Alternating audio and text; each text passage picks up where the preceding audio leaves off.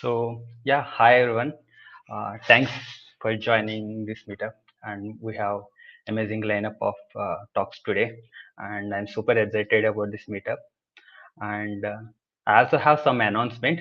I will save those announcements for a little later.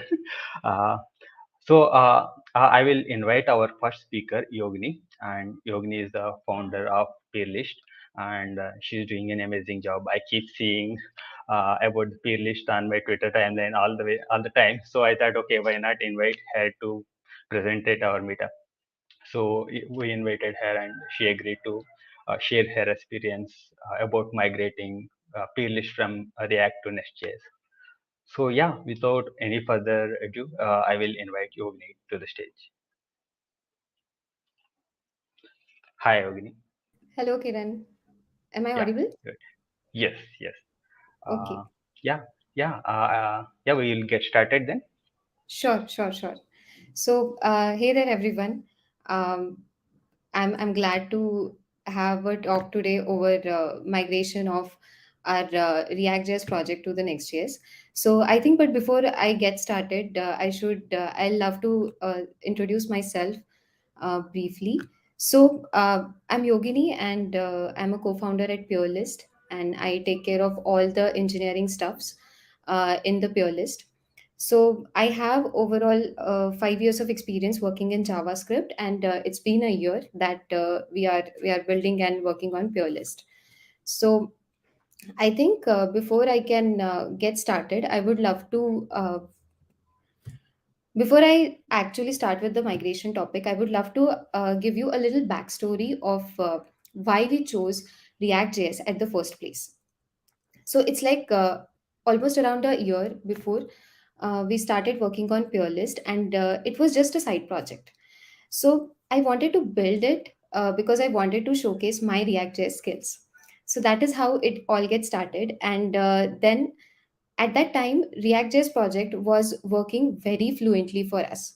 There wasn't any problem in the React.js till the moment we didn't launch, and once we started scaling the product, we started facing the problems with our React.js project. So what was those? First of all, just yeah. So, what exactly triggered us with React.js? So, when Purely started as a side project, I was looking at it to showcase my React.js skills, and that is why I started with playing with my strength. That okay, let's build a project in React.js because I'm quite familiar with it. But when scaling started with Purelist, we started facing three major problems. One was the SEO. So, because Purelist is a consumer social product, SEO was most necessary part for us. So basically every Peerless profile has to be ranked in the Google search at least in the first 10 results. That was our main aim. But with React.js project and with client-side rendering, this was not achievable. There were many solutions which React has to offer or Create React app has to offer on the server-side rendering part. But what we felt that it was not scalable or not a robust solutions. Second problem which we faced with React was the performance. So, with scaling, with adding new features, the performance of the React app was downgrading because we were still experimenting with our features and our product. Third, the problem which we faced was the routing issue. So, we all know that React don't have its native routing support. So, we were using React Router to set up the routing, but the problem with React Router was it was very much heavily logical based. So you have to write logic every time you add a new routing, you add a new route. So that was quite easy initially, but as the app started getting complicated and we started introducing more and more use cases, we had to redo most of the times the routing part, which was little painful. So, out of all these three problems, the performance and routing could have been solved using React itself. But again, then we started understanding that is there any other framework which is giving us the solution inbuilt? Because in that case, it will be very easy for us.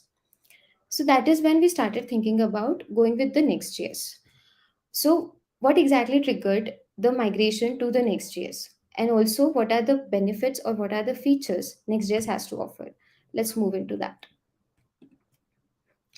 So when we thought of migrating to Next.js, the first thing which came in our mind is it is a React.js framework. So migration is going to be pretty easy because the core concepts of React, we can build that into Next.js as is. We just have to add in few features which are native to Next.js and which will be required for our use cases. So I think before I move ahead in this talk, I would love to like emphasize on one thing.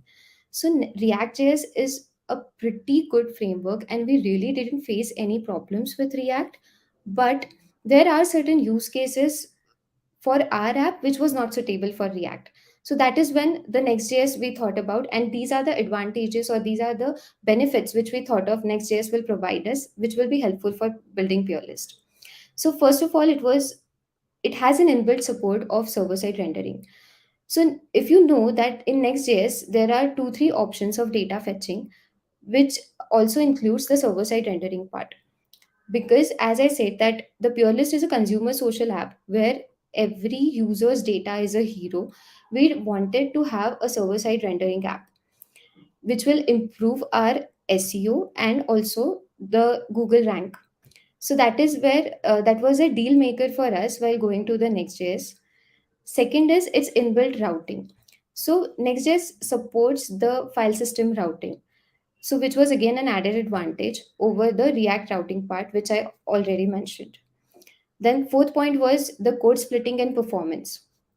We tested some scenarios where image loading or so what are the benefits of code splitting over the app, and we found that exact same code base as a Next.js would perform really well as compared to React.js being a consumer social app. And the last one was serverless API routes. So initially, our backend wasn't in JavaScript, but there were some things that we wanted to make a project as a complete single project, complete single repositories where your backend and frontend is in a single repo, and we are operating that from one single project. So that is why we thought of serverless API routes from the Next.js was pretty amazing for us. So we just thought of adding the Node.js APIs and plug and play, and it was good to build for us. So these are the pointers which we thought that Next.js can change and make our lives a little easier as compared to React.js. So now moving on, I would love to like emphasize on all of these points one by one, that what were the thought process behind Next.js, how it helped in our use case, and how we achieved what we wanted to achieve. So out of these, the first and the most important part which Next.js has to offer is the data fetching. All the other benefits or all the other problems which I talked about for the React are achievable by including some or the other packages. But this data fetching side of Next.js is pretty amazing to consider while switching from React to Next. So Next.js has three basic data fetching things to offer. One was static site generation. So what is a static site generation? I'll be briefly sharing about all of the three methods that Next.js data fetching offers. I don't want to go in much details into that because we have other things to cover as well. But to briefly give the idea of static site generation, so what happens is uh, in static site generation, Next.js will perform all the data fetching operations in the server and save the HTML form of that particular page. So whenever you request for that page, that HTML form will be shipped to you from the server side. All this happens in the build time. So that is why it's almost like the websites which we used to see 10-15 years back, but this is like highly performant websites. This is the best use case when you have a blog or something which doesn't update quite frequently. The second one is server side rendering. So server side rendering have one advantage that it fetches the data on every request you make from the server.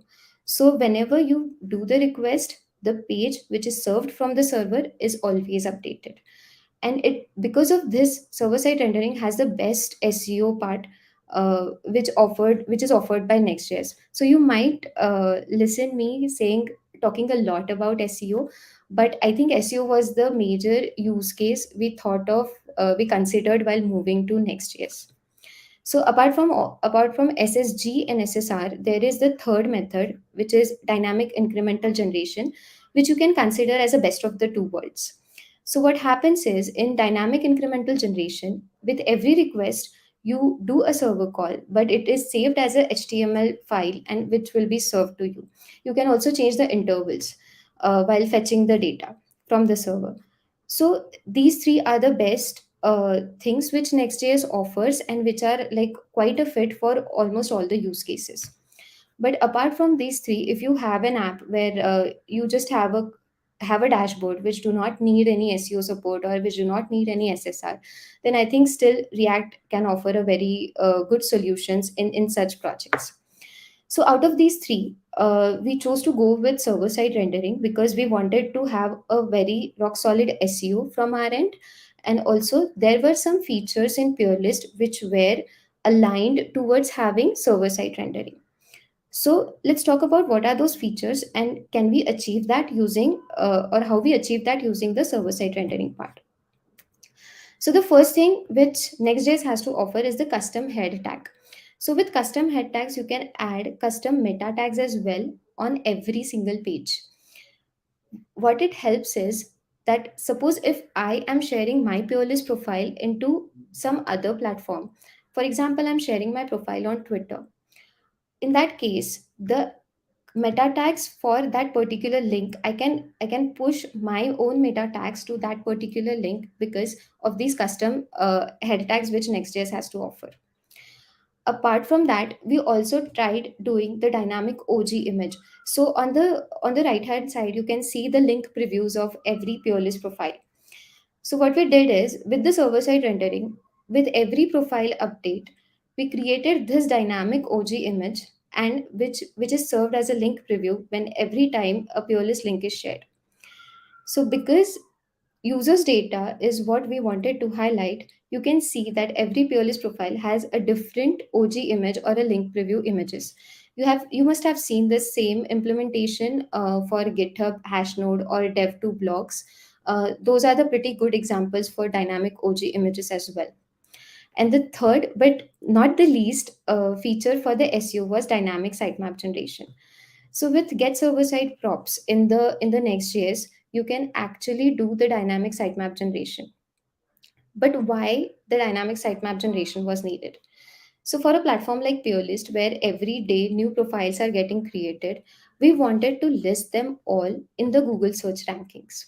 So for that, we wanted to list them all in the sitemaps. So rather than taking all the load to ourselves, we automated that process flawlessly by using the Next.js. So in the below on the left side, you can see our impressions on Google. So the red circle date is the date when we actually migrated our tech stack from Next.js, from Reactjs to Next.js, and you can see the how the impressions on Google actually got improved after the migration. So, as we all know that SEO is something which takes time to reflect, we can see that we are slowly and gradually, but it is increasing in a very good way. So, apart from SEO and server side rendering, there were some add ons which we also considered while migrating from Reactjs to Next.js. The first of all was routing. So, as I mentioned earlier, React Router was pretty cool, but it needed, every time it needed some logic when we want to implement 404 or rerouting stuffs. So for that, Next.js routing was a savior. We didn't had to plan our routing a lot because Next.js supports out of the box routing for the page level. Of course, it added the load on us to change the file structure or folder structure, but it was worth the change seeing the routing and how robust it is. Apart from routing, the major impact was on code splitting and performance. So if you check the Create React app, you can still do lazy loading and code splitting in that, but that you have to implement. In Next.js, that is the inbuilt tool, and you don't have to take care of code splitting. So that will always serve. So in the build bundle, you don't have to like add all the files from the project, they will get added as they are fetched. So that improves the performance a lot. With the same project converted into Next.js, we saw the performance increasing in the Lighthouse by almost 40 points. So that was a major thing for us to consider. Apart from that, with code splitting, Next.js also offers the image optimization. So there is one example where we tried showing up a 1 MB image with a normal HTML tag, and with Next.js and its responsiveness features, we could actually optimize it to 233 KB for a normal web screen, and for mobile, it went to 17.2 KBs, which is a huge performance improvement. That too without adding any other packages, which is built in for Next. So that was again a very good side for us to consider Next.js, and good advantage when we migrated from React to Next. Apart from that, we also did our backend shift. So we went from server to serverless API routes. So if you all know that there is one API folder inside the Next.js which supports you to add Node.js APIs inside it. Just like the pages we add in the routing, in a similar way, we can add the APIs as well. So when we move to serverless APIs, the whole project, the front end and back end of the project becomes a single repository, which helps us save our duplication of business logic and also the developer productivity. So these were the added advantages which Next.js gave us over the React. So all this is good, but the most important part was, what are the challenges we faced while doing this migration? So also, I'm talking about these challenges which we faced and which are common for most of the use cases, but there are certain things which are very, very particular and specific to what we have faced. So the first thing was React router to Next.js native router. So as I mentioned earlier, that Next.js has inbuilt file system routing. So our earlier folder structure used to be that if there is some particular page, all the components for that particular page used to rely in the same folder. But because Next.js has a file system routing, we had to change that. So that do included some of the business logic changes, which was heavily relying on the routing. So that change was there, was a challenging part for us. Second was, so when you migrate from React to Next, so React Router supports that when you move from one path to another path, you can exchange the state between two paths, which is not supported in Next.js. So because of that, we had to add some more Redux state updates in that, but which was like pretty easier for us to implement. But that was a challenge which we faced while migrating the routers. Apart from that, we also had to add the server-side rendering for certain pages. So there were some pages which has to be publicly available without even requiring the authentication. So just now, even if you are not logged in, but if you hit peerlist.io/yogini, you can see my whole profile. So for those rendering pages, those which needs to have a better SEO, we have to move from client side data fetching to the server side rendering. So that was a challenge because server side rendering has some steps to follow, and for that we had to change a little logic behind it. So that was again a challenging part. And the third and the most challenging part for the migration was moving from server API to the serverless APIs. So we thought of moving our backend from PostgreSQL to MongoDB and from Java to Node.js. Though the earlier tech stack wasn't a problem for us and it was working very fluently and smoothly, but what we wanted was to have a single project with JavaScript so that all of our engineers can work together on the single repository. This change gave us a good this saved a redundancy for us because there wasn't a duplication of business logic. So I'll share one small use case. So in Peerlist profile, if you have seen, so while you create your profile, we count the profile completion percentage. So earlier what used to happen is that profile completion percentage was getting calculated differently in the backend and differently in the front end. But with this migration and having a Node.js APIs, we store that into a into a single function, and that single function is used, so the duplication of business logic is saved, and that way we were able to rectify a lot of bugs. So that was again a savior. So these, I think these are the challenges that we faced, which is obvious for most of the migration process. And apart from that, there are some basic tags which we have to implement with Next.js, which are not there in React. For example, the link tag, the image tag, which are not native for the React, but which are native for the Next.js. So for any project, if you want to migrate from React to Next, the first thing you will have to implement is go and change the routing. Once you implement the file path routing, I think that most of the major task is pretty much done, and you're good to go with the Next.js. But if you want to add the native Next.js features to your project, then you might face some challenges for moving away from React and to the Next. But apart from that, I must say the migration process was pretty smooth, because both being based on React. So because Next.js is based as a React framework, so that is why the migration process was pretty smooth, and we were able to go ahead with the basic setup that we had. So now, after all of the migration, what were the outcomes that we achieved? So this is like general outcome, not specific to the technologies, but overall as a product, what we achieved. So one was uniformity in the business logic. So as I mentioned earlier about the profile percentage completion logic, so we optimized a lot of logic like that, and that is why it was easier to rectify many bugs from that process. Obviously, I'm talking about a lot more on SEO. So we got a better organic growth because we migrated to server side rendering.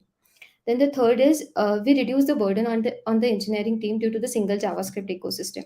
So this was one of the favorite advantages, because all our engineers became full stack because we moved to JavaScript.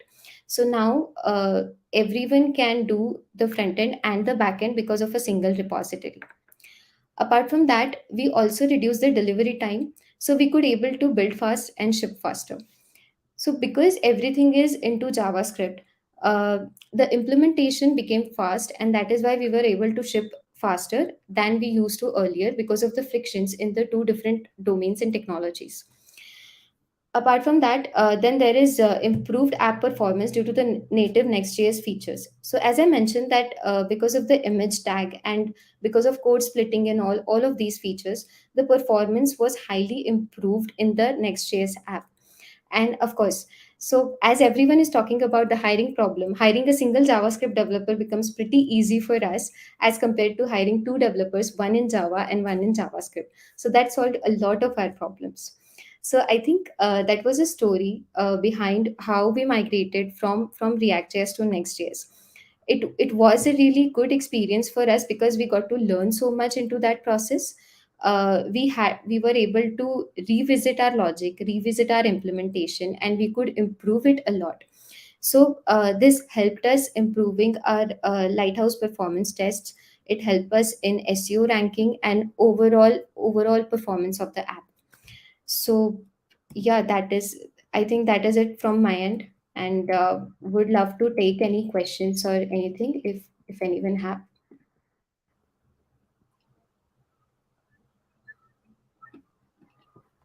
Yeah, nice talk, Yogini. Thank you, Kiran. Yeah. So I think we'll take some questions. Let me Yeah. go through the YouTube chat. Okay. So there was this one question. Mm-hmm. Uh, Sorry. No, it wasn't TypeScript. How much time did it take for the whole migration? So for the whole migration, we were planning to do it in a month, but it took us around 2 months with everything, and from the engineering effort of two engineers on the migration. Yes. So one more question we have is, if SEO is the not the main goal, is it worth the beneficial to move to next? I think yes. So if you want to So overall performance of the Next.js apps are pretty good as compared to React.js app. But if there are certain criterias where you don't really need, or so there are some applications like B2B or which are used by admins only. In that case, React.js is pretty good. But if you have a very heavy application which might affect performance, then I think it's good to go ahead with Next.js. So Next.js don't have much different things as per React, but yeah, it also have the added advantages over the React. Yes. And we have one more question. How what did you use to generate dynamic sitemap? So we use get server side props. There is one method called get server side props in the Next.js. That is what we use for generating the dynamic sitemap. I think they have the detailed blog post on Next.js documentation for the dynamic sitemap generation, or I can share the resources in the description when I get something. Yeah, on that. But it is pretty much native to the Next.js. Got it. So how did you achieve the unique org images? Okay, so we used one API which always create an image when a user updates certain sections on their profile, and that updated image is added to that particular user runtime every time the link is shared. In the OG tag or in the custom meta tags of that particular page, we add that image after the user have updated it. Okay, okay. One second.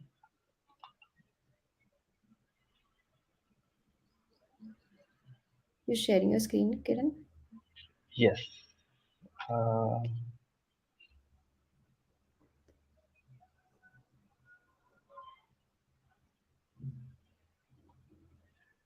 yeah. For some reason, my mouse is uh, not working well today. Anyways, yeah. Um, okay. So one more question we have is: did you consider using Sharp? Considering using Sharp for minimizing the images. Not right now. So basically, we use images only for the profile images tags. And for that, the native Next.js image optimization is helping us a lot. So we didn't thought of moving it to any or using any other package for that.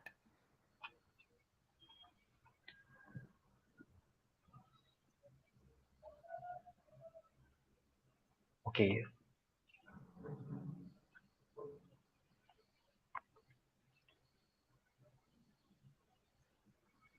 Maybe cost for running SSR. Maybe dedicated servers or something.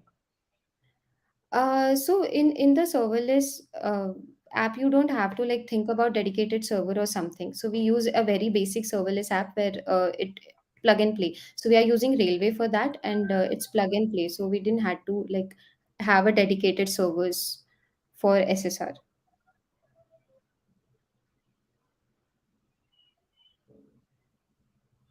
Yeah. One more question is how to track SEO performance difference between React and SEO package versus Nextjs.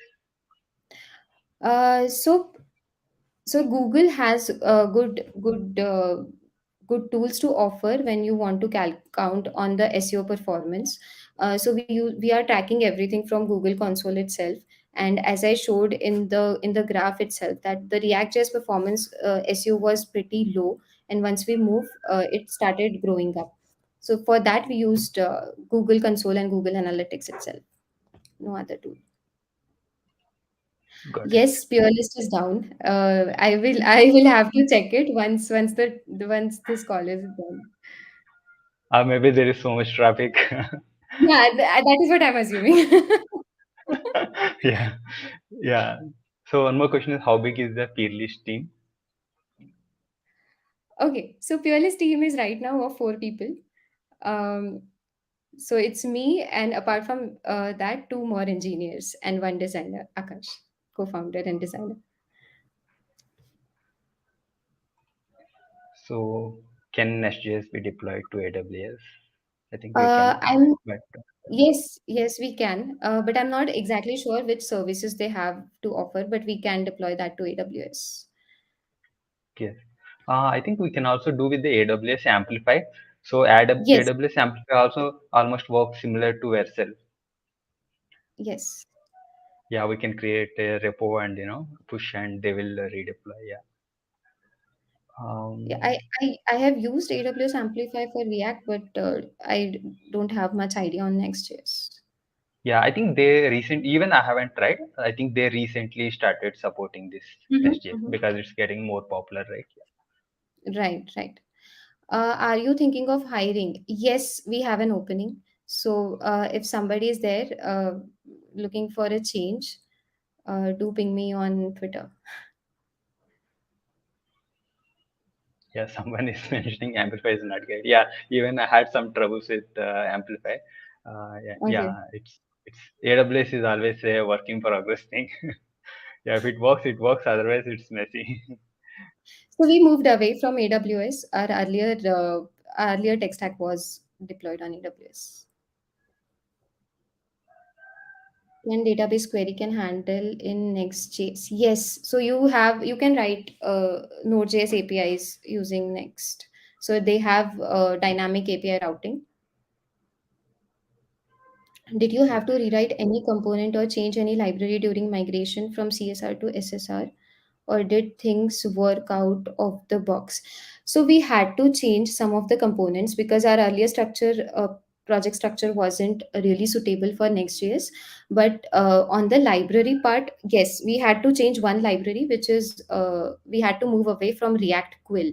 So React Quill is used for the rich text editor. So we couldn't use that with Next.js because of there were some conflicts. Apart from that, we didn't face any issues with any of the libraries and any other things. So just routing was the major thing which we had to work on. Re-renders common component or nested route change. With this, how you manage performance. Um, so that is like this. So the common component, when you have a nested route and when you are changing any state, that will happen on React as well. So we use the same logics that we use in React to optimize the performance. And mostly the states which are getting too many re-renders, we are storing that to Redux to save multiple state updates. So we have a question about the vessel pricing thing. Uh, So I would so not be. they have the standard plan. Yeah, yeah.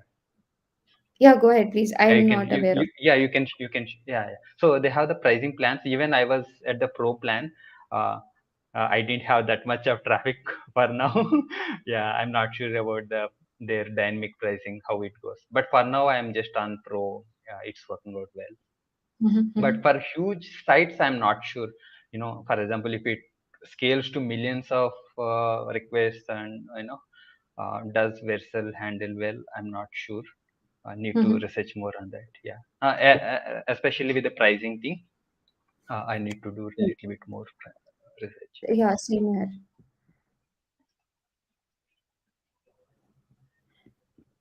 But if I'm not wrong, Netflix and Google, GitHub is using Vercel. I'm not sure. So yeah. Hashnode, I think Hashnode is using Yes. Vessel. I think they have like huge traffic, right? I think they will be the benchmark for the Nextjs usage. Yeah, I think Yes. Hashnode is a heavy user of Nextjs. Yeah. Yeah. How So did you how did manage you manage handling analytics and ads? ads? Where ads? We are Mostly in, maybe analytics, I guess. so analytics in the sense Analytics. Google Analytics. So we Uh, have two things. One is user analytics, which is like our native analytics implementation, and for us to track the SEO to track the other performance, we have Google Console and Google Analytics. So we are using that. How do you manage CSS in Next.js? Have you used any? Uh, so we are using Tailwind in Peerlist. So we didn't tried style components with Next.js.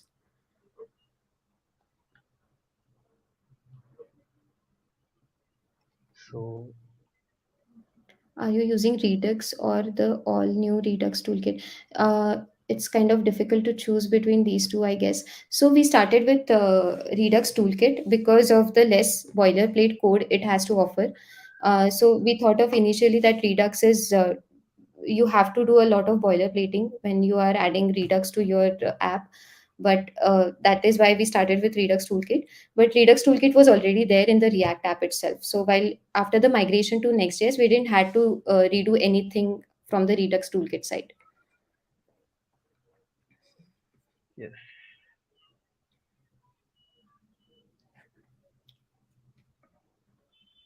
So Yes. I hope we are not out of time. Yeah, yeah. I think, yeah, this was really helpful, Yogini. I think we are kind of getting bombarded with questions. Yeah. And yeah, feel free to reach Yogini on the Twitter.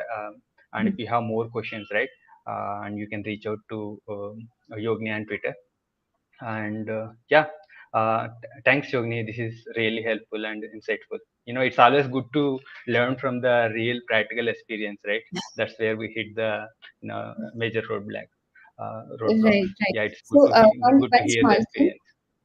Yeah, Thanks a lot, Kiran. So one small thing, if yeah, anyone wants to read more about these, I have also written one blog on the migration on blog.peerlist.io. So you can check there as well. There I have answered few of the questions, or you can reach out to me on Twitter anytime. Yeah. yes. But thanks a lot, Um, Kiran. Thanks a lot for giving me this opportunity and yeah, sharing my knowledge here. Yeah, glad to have you here. You can also share the links in the private chat. Maybe I think you might not be able to post in the YouTube chat, but if you want, you can share it in the private chat so that I will post it in the chat. Yeah, Sure, sure, sure. yeah, Thank you. yeah. Thanks. Bye. Um, so, hi everyone. Before we move on to the second talk, I have few announcements to make. Okay, for some reason today my mission is having some issues. Let me see if I can share my screen.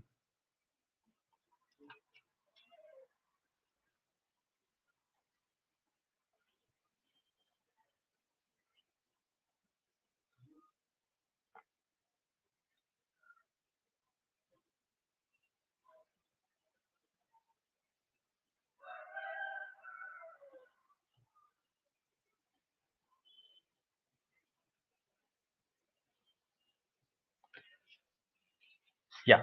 So I hope you can see my screen. Um, Apologies if there is some sort of lag because for some reason my machine is kind of slow today for maybe because of the streaming setup. Um, yeah. Let me quickly talk about the announcement. Yeah. Before uh, sharing the announcement, I want to give some more context and share a little bit about the history of the community, mostly about the React Bangalore, how it started, and how the React 5 came into the beginning. Uh, so we'll go all the way to the beginning, the React Bangalore, the beginning story. Uh, so it's really interesting because I very casually started React Bangalore. I never expected React Bangalore to be big, or I didn't have much prior experience in building communities also. So I just uh, looked someone is organizing some communities, and based on that, I just casually started React Bangalore. And we hosted our first event. We got really good response for the event, and after seeing the positive response, I kept doing the events month after the month. And React community is always very supportive, and we got support from all the community members from the different companies which are using React. They kept supporting us, and based on that positive response, right, even we started putting more effort into the community. And React Bangalore kept growing since 2015 till now, right? React Bangalore kept growing slowly but steadily, and we were very happy about this growth. And in 2019 we hit some major milestones. We reached 10K members on the meetup.com. We successfully hosted 50 meetups, and yeah, we were super excited that this community is turning out to be very useful to the community members, and it's very vibrant community. And because of this success, we thought, we can take it this thing one level up. And we announced a conference. We announced React Day Bangalore, and which is supposed to happen on April 25th, 2020. And even when we announced this conference, right, we got so much positive response. So many companies came forward to sponsor the conference, and so many speakers applied to speak at this conference. And yeah, the conference preparations were going really well, and we were super excited about the conference as well. And uh, on January 2020, we want to celebrate, uh, because the community was doing well.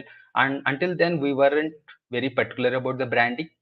Uh, so, but since we started hosting a conference, and the meetup and the community was doing very well, we thought, maybe we could put a little bit more effort on the branding as well. So to celebrate our 5 years, we designed a new logo for the React Bangalore. So Nishant Verma helped us design this logo, and we launched it in January 2020. And when we are launching this logo in the same meetup, we announced our plans for Reactify. So the goal with the Reactify is to replicate the success of React Bangalore in other cities, especially since React Bangalore was doing very well. We thought, why not replicate the same in other cities and expand this community beyond Bangalore. So that was our original intent. Uh, and we were happy, we were making a lot of plans of how to execute this Reactify and how to, successfully host the conference, and we are working towards that. And then the pandemic ruined all our plans. Uh, and we were about to host the conference in April 2020, but we had to cancel the conference because of the pandemic. And then we also had to cancel the in-person meetups we were doing from the last 5 years, right? We had to cancel them as well. And we were waiting for a couple of months, saying that okay, this pandemic will go away in a couple of months, and after that we can resume our conference and meetups. We thought that way, but that was not happening. So we switched to online meetups. And when we started doing the online meetups, we continued using the Reactify name, because of the pandemic, everyone started moving to their own native places, and it didn't make sense to call this community React Bangalore. So I think that way Reactify name helped us a lot because it's a neutral, right? It's a community for everyone. It's not just a Bangalore community. And so we continued using the Reactify name for the online meetups. And yeah, we have some ups and downs because of the pandemic with the online meetups, but we continued doing these online meetups for the last 2 years. And yeah, here we are at the 21st meetup. Yeah, we are happy with that. We see a lot of active community members coming forward to share their knowledge in these meetups. And yeah, we were quite happy with that. But we want to do much more. Our vision when we announced Reactify, our vision was much bigger than meetups or conferences. Our true vision for the Reactify is to build a very strong and vibrant community connecting developers to share knowledge across India, maybe even beyond India. And so we want to do much more than meetups and conferences. And we want to like put 10x more effort to build this vibrant community. So the way we look at Reactify, we think of Reactify as a community platform or community organization where we do wide variety of initiatives. For example, right now we are doing online meetups and online workshops because of the pandemic. But as we think about it, I think we will continue doing these online meetups and workshops even after the pandemic, so that people from other cities and even other countries can join these meetups. So we'll continue these online activities even after the pandemic. And of course, when the pandemic is done and it's when it is safe to resume the in-person events, we'll bring back the in-person events. For example, React Bangalore and React Day conference will bring back those in-person events as well. And we are planning to launch lot more initiatives so that our final goal is to build a very solid, strong, and vibrant community. Um yeah. So while we are doing this, whenever we start a new initiative, when it makes sense to have a special name, for example, React Day or React Bangalore, we will do so. We'll give it a separate name. Otherwise, we'll just inline and put it under the React 5 umbrella. For example, when we are experimenting a new initiative, or when it doesn't make sense to have a new name for the initiative, we'll just put it under the React 5 brand. And for the things like React Bangalore, and it might have its own name. And we will think about more ideas, and launch more initiatives in the coming months. We'll share more information in the coming months as well. And feel free to reach out to us if you have more ideas, or if you have more feedback to us. Feel free to reach us. And as we are embarking on this ambitious journey, right, we thought, okay, it will be good to have a new logo to represent this community, and like something that inspire us to do more for the community, and also for the community to identify with the community. So yeah, so we so two of our previous logos, both the React Bangalore logo and React Day Bangalore logo, right? Nishant Verma, the co-founder of Devfolio and Foldbank, he helped us design these two logos. And yeah, Nishant has been helping our community with the design from quite some time. And we requested him to design a logo for React 5 as well. And yeah, um, he designed a new logo for this React 5 community, and super excited to launch the logo now. So yeah, are you ready? Yeah, we'll go. Yeah, this is the new logo for the React 5 community. Um, yeah, I really like this logo. I think Nishant did a really amazing job doing this thing, and it represents what we are kind of trying to do. So we want to build a vibrant and energetic community. So that's what the zap and the violet color represents. And the arrows and the ellipticals is, uh, as I said, we don't want to limit ourselves to just the meetups and the conferences. We want to experiment with wide variety of initiatives. And the goal of all these initiatives is to build a very vibrant community. So the arrows and the elliptical paths representing wide variety of initiatives, and all flowing towards the center, which is the vibrant community. Yeah, super excited. I think this inspires us to do a lot more in the future, and yeah, looking forward to that.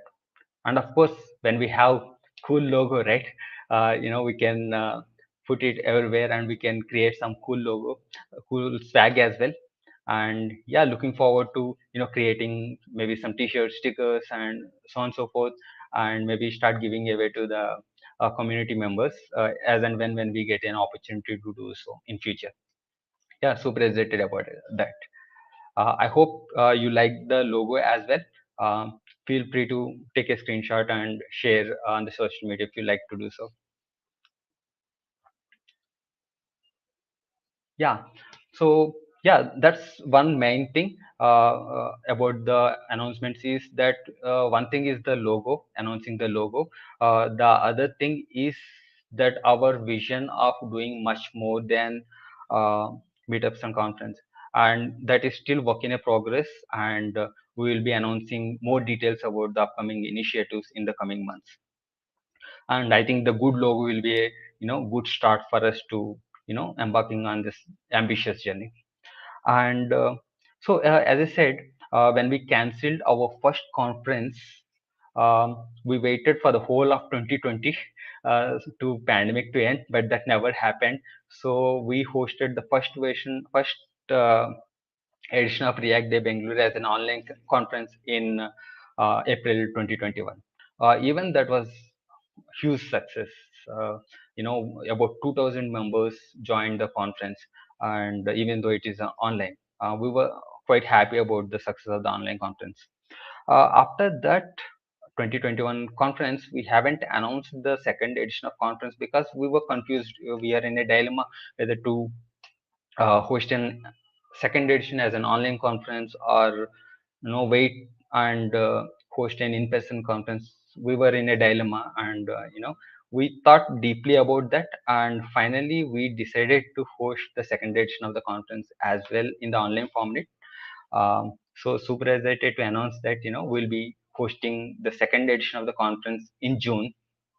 um, yeah, we ideally we would like to have an in-person conference, but based on the current situation and our plans for the React Pies, we thought this is the best decision to go with the remote conference for this year in the 2020-22.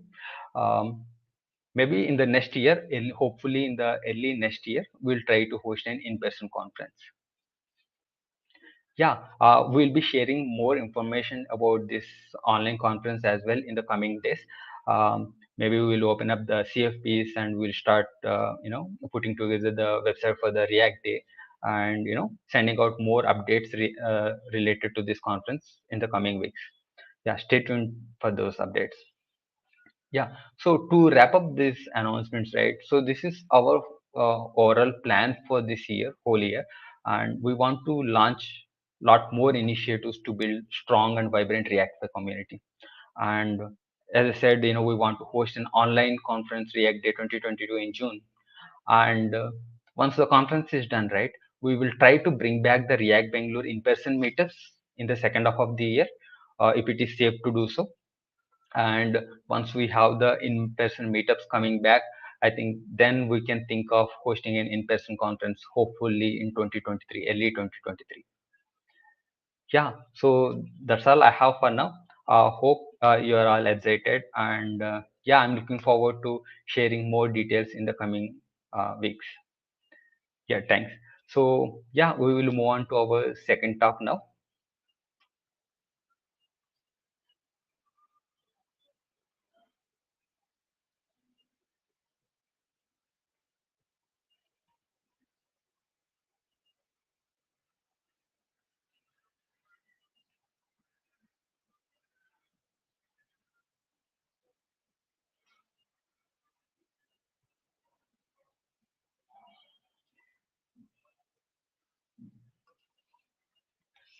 Hi, David. So yeah, so our Hey, next Kiran. speaker is Dhaiwat. Yeah, he will be talking about Web3, and we are still in Web2, and Dhaiwat is already working in Web3. Yeah, uh, great. Dhaiwat, can you share your screen? Sure. By the way, the new logo looks really nice, Kiran. Congrats. Yeah, yeah, me, man. Super excited about that. Yeah. Um, so today, basically, I will be like sharing how someone who is still working in Web 2, Web 3 as a front end dev, as a React dev. That's basically what I did 6 months ago. Uh, and yeah, just wanted to share how, because I've seen a lot of people who are curious about it. So yeah, just sharing what I've learned so far. um, by the way, I really don't like using the term web 2 because I don't want to make it sound like web 3 is in any way superior than web 2. But yeah, I'm just using it here for convenience so that it's easier for us to differentiate between the two uh, sectors of our industry. So first of all, just a little bit about me. Currently, I'm working as a front-end engineer for Missouri and Moonshot Collective. I'm a member of Developer DAO. I build lots of open source software there. Basically, all of my work is open source, even Missouri and Moonshot. Um, and yeah, I love building UIs, and I moved to Web3 6 months ago, and now I work in Web3 full time. Uh, so yeah, and this talk is basically like just another version of this post I wrote uh, with the same title. So if anyone wants to uh, read the entire article, yeah, send this link to Kiran, and he can send it in the chat. Um, okay, so before we move on, if you're wondering what is Web3, Web3 is basically all about blockchains and decentralization. Um, so basically, what that means is instead of having a simple server, just a centralized server, you'll have uh, everyone running like this global machine uh, of data, which is accessible by everyone and anyone. Uh, so if you don't have a lot of knowledge about Web3, like if you don't know what a smart contract is, what a blockchain is, how does a blockchain work, I highly suggest that you like just read up on it a bit, even if you are not really looking into like moving it there right now. uh, just like understand what a blockchain is, how a smart contract works, and yeah, that will just make understanding this a bit easier. So if you are a front end dev uh, in Web 2, like I really hate saying that word, but in Web 2, uh, you already have like 95% of the skills you need to just move to Web 3 and work for a Web 3 company as a front end engineer. Now, why do I say that? You are just like manipulating the DOM. That's what you are doing with React in Web 2. That's exactly what you will be doing in Web 3, in Web 4, anywhere you go. At the end of the day, you are going to be working with websites and mobile apps. It's the technology underneath the abstractions is just going to stay the same. As a front end engineer, you will still be working with React, with Next.js, with TypeScript, all of these things that you are already familiar with. Those things are not going to change. They will stay the same. So if you're thinking that moving to Web3 with all this hype around, you have to know like 1,000 things. You don't. At least to begin, you don't have to know a lot of things. All you need to know is if you want to move as a front end engineer, all you need to know is React or any other front end framework like Vue.js or anything else. If you know how to build UIs with React, you can basically do build UIs for Web3 too. The only thing that changes is the data that you are interacting with, the data sources that you are reading from, and the storage of data, and how all of that stuff happens. And that's what we'll be looking into next. But the most important takeaway from this is that you really don't need to know a lot about how a blockchain works, like behind the scenes. You just need to know like uh, just the important stuff, like just the very basics of how a blockchain works, what a smart contract is, how is it different from a traditional server, how is it different from a traditional architecture, and yeah, you are good to go. Trust me, just don't don't listen to gatekeepers. Just get started if you want to. Just explore this space. Now, what's different between Web 3 and Web 2? And the reason behind all of this hype is how Web 3 handles user authentication, your identity, and storage of data and mutation of data. Uh, so in a traditional app, you will be used to using passwords, emails, or OAuth for authentication. You sign in with Google, you sign in with GitHub, or you have like a password system of your own. In Web3 apps, none of that none of that exists. You only have wallet connections. Your wallet is basically your account, which is like your single and identity across all Web3 apps. That's the reason behind why people say that Web3 is a really this big thing, because your wallet is your uh, source of identity that you can take across all apps, and it's owned by you. It's not owned by Google, it's not owned by Facebook, it's owned by you. So that's the first big difference that you'll see. You will not come across a lot of passwords or OAuth connections. You will straight up ask people to connect their wallets, and that's basically how you'll handle authentication. uh, and to really verify that the person who connected their wallet is actually that person, you'll also like ask for their signature. So what they will be doing is that they will sign some message using their private key and all that stuff. I don't really want to get into the details, but yeah, you should read up on things like private key, public key, cryptography. Yeah, just the very basic stuff. uh, yeah, but the most important thing is that instead of passwords, you'll have wallet connections. Let me quickly show you what a wallet actually looks like. So if you can see my screen here, this is basically where I work.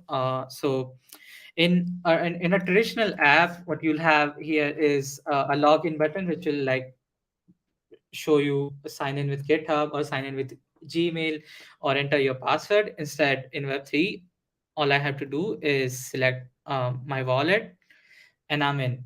This is th- that's all it takes. It doesn't need any passwords. It doesn't need anything. All it needs is a direct connection to my wallet. Cool. Now the next thing is the data sources. So in traditional apps, you are used to communicating with APIs. Like it can be a REST API, it can be a GraphQL API, but it's a server that is running somewhere, hosted by someone, which is serving you data, which is giving you access to uh, modify some data with through post requests, to get through guest requests, stuff like that. But in Web3, you'll basically uh, have to interact with the blockchain directly whenever you are like interacting with a smart contract. So that's basically the difference. The crucial difference here is that instead of like connecting with this server that is hosted by some one person somewhere, you will be interacting with the entire blockchain network, which is run by thousands, hundreds of thousands of people around the world. But you'll Yeah, that's basically the difference. What you're doing as a front end engineer still doesn't really change. You are still reading data, displaying it, and when the user clicks on something, you trigger some action, you reach out to someone saying, hey, you need to change this. They change that, and you tell the user that something has changed. The same stuff is still happening. It's just that the data source has completely changed. And not only the data source has changed, the behavior has totally changed too. With centralized API servers, you usually get like a really quick response because it's just like one person running it, right? It's uh, you don't need to worry about everyone on the network agreeing to a change in data. This won't make sense to you if you aren't familiar with blockchain yet, but just bear with me for now. uh, while on a blockchain, lot of people need to know about any changes in data, and that takes a lot of time. So that there's like a big difference in how these two data sources behave. But as a front end engineer, not really a lot will change. You'll still uh, fetch some data on the server, pass it down to your page, display it when someone clicks on a button, and send a mutation to somewhere. It's still the same. You and that's why I said 95% of the stuff is still the same, and Web3 is built on top of Web2. All of this all of these Web3 apps still rely on React, Next.js. uh, Node.js, JavaScript, all of that. Okay, that's data mutations. Okay, let's dive a bit deeper into data mutations, because they are, like I was just saying, they are like extremely different. So in a traditional API, like I just said, it usually takes like milliseconds, like 100 milliseconds, 200 milliseconds.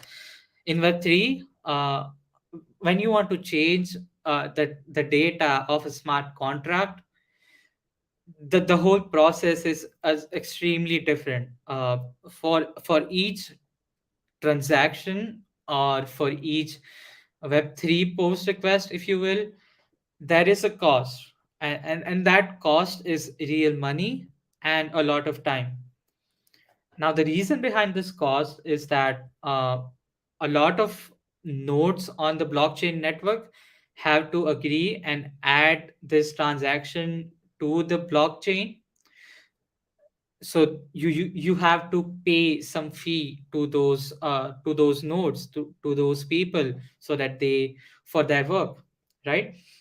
And this takes time. They have to do some computations, and there's a lot of work involved. And the minimum transaction time on the Ethereum mainnet is like 30 seconds. I haven't seen a faster transaction than that, and it can take up to forever.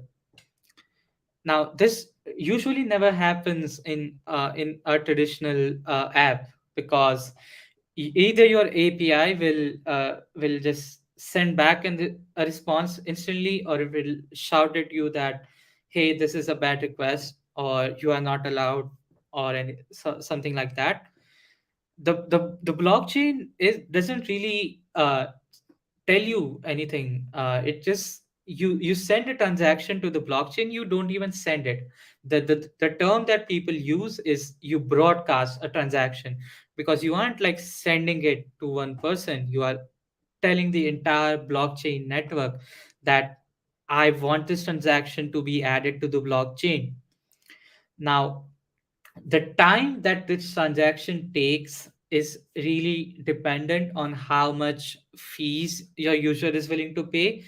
Those fees are, you can't control those fees, because your user will open their wallet and select how much fee they want to pay. So as an engineer, as a front end engineer, you won't know how much time this transaction will take.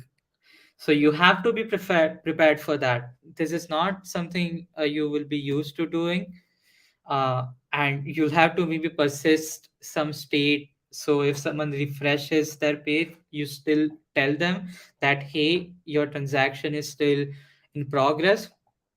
So things can get a little tricky here, because it is extremely different behavior. Right. The last thing about, well, not the last thing. There are a lot of things that you need to worry about, but one of the most important things is that when you make a change uh, to the blockchain, when you send a transaction, it is immutable in nature. You can't reverse a transaction. There is no delete, if you will, in blockchain. So when you are interacting with a smart contract, when you are calling a function on a smart contract, you have to be extra careful that you are like sending the data in the correct format, that you are interacting with the correct smart contract. Because if you mess any of those things up, it can cost your user real money. And yeah, you can't just reverse it. It's irreversible. uh, like some contracts support reversing things, but that would require another transaction, and another transaction means more money being spent by your user. And that's if you are lucky. Some contracts don't support those things at all. So be extra careful with interacting with smart contracts. Very important. So now let's look at some like direct comparisons on through some code. Like some common scenarios. So in traditional apps, you will basically usually be making a request to some server for authentication. You'll send some payload, and you'll usually get use cookies to make sure verify that this user uh, is is like this user is legit. uh, Well, in Web3, like I just showed you a few moments back, you will be using their wallet. You will be asking them to connect their wallet, and that's how you handle authentication. There's no servers. There's no single source of truth. Well, there is, and that's the wallet, but there's no single source of truth in terms of a server. Now, while we're still at this, you'll also, like, you might have figured out that a lot of this stuff has to happen on the client side. So if your app is like fully Web3, you're only interacting with smart contracts, um, you won't be utilizing servers that much. Like, you may use server side to fetch some data, but anything other than that, like authentication, anything has to happen on the client side. And that's like one of the like important things about Web3 is that you don't trust, you verify. So the users control how they uh, interact with stuff. So they control their wallet, and their wallet is obviously on the client side, and none of that goes through to the server. Okay. Anyways, let's compare how you read data in Web 2 and Web 3.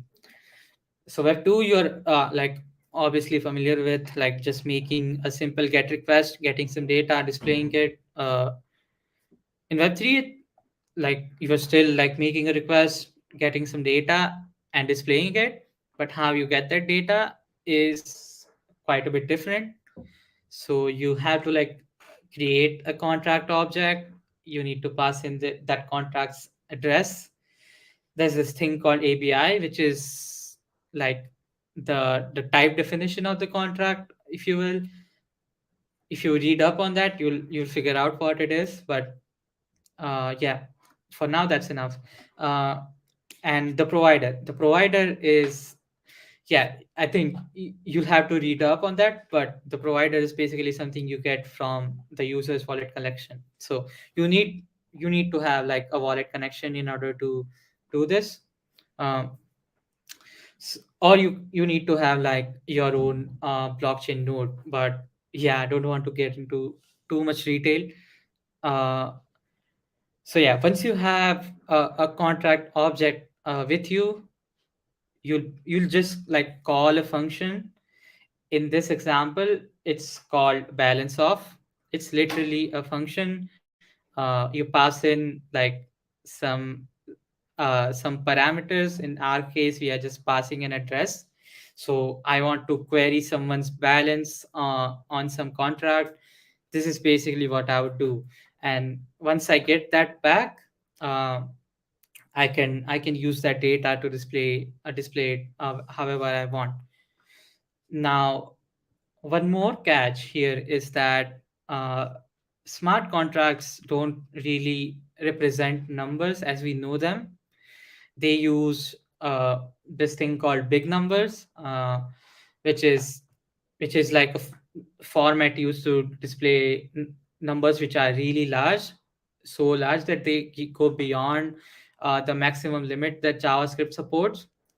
So that's why you actually need to apply that toString method in order to convert them in a readable format.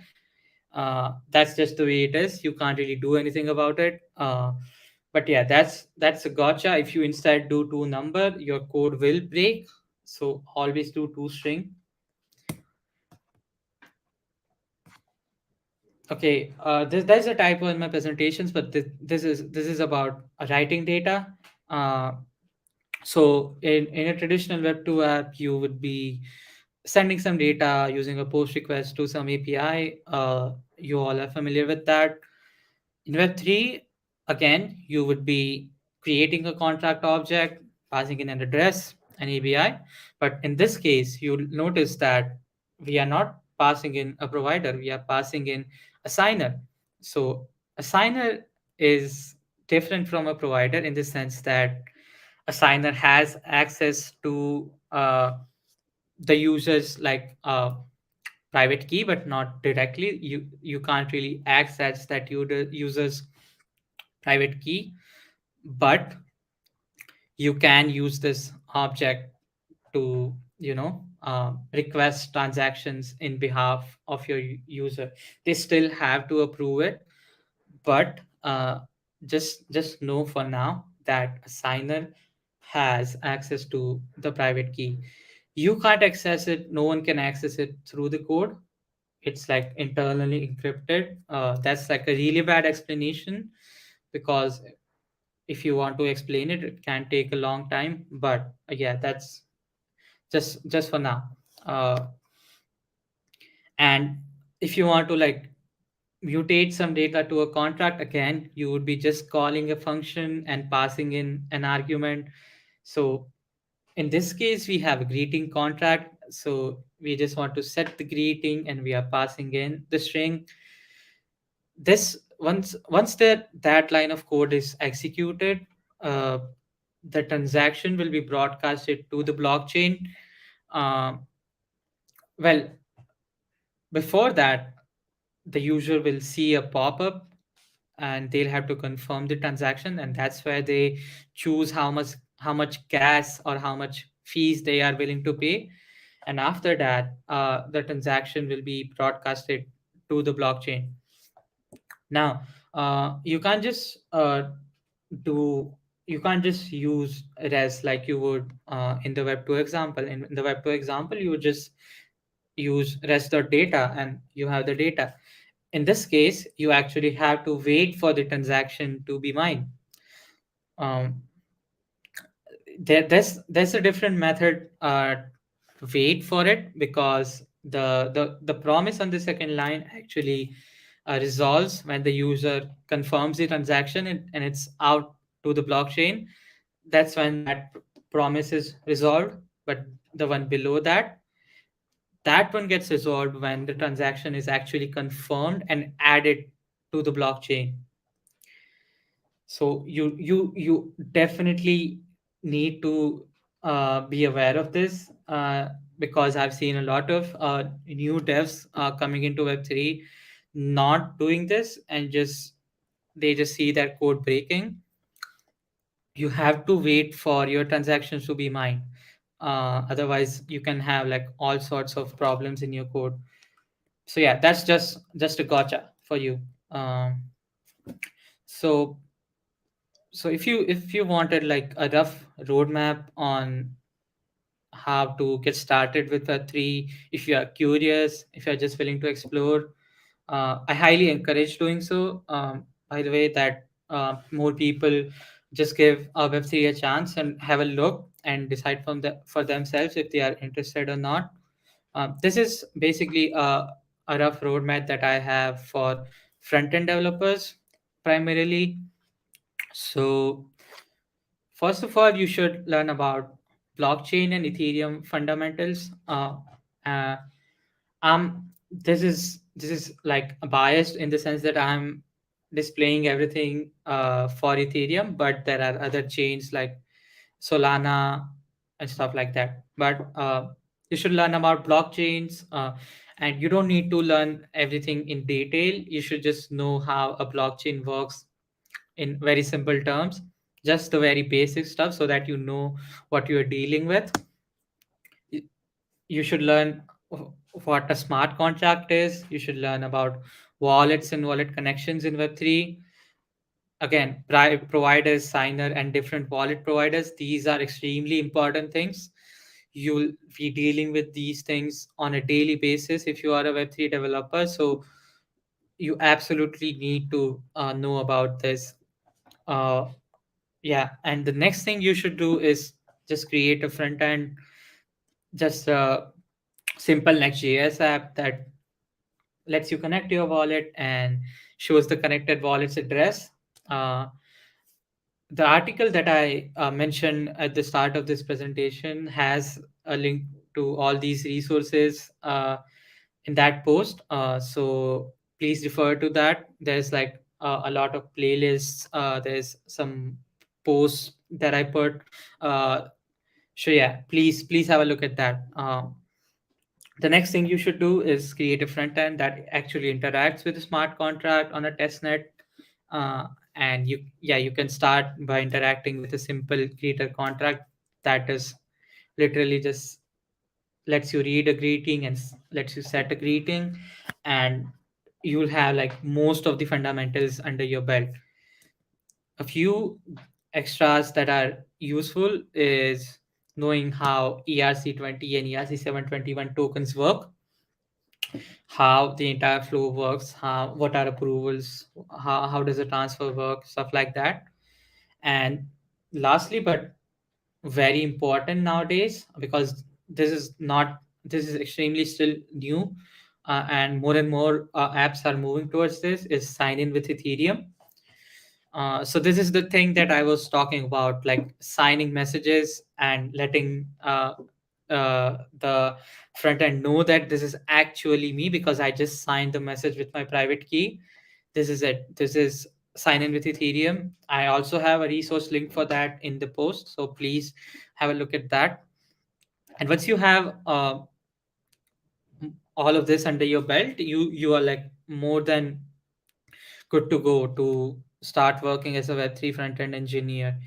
Uh, yeah, there's if you I'm sure you must have noticed that not a lot of things are different. You are still doing the same stuff, but it's just the data sources that you're interacting with. Those basically change. Uh, yeah, that's basically it. I hope this was somewhat useful.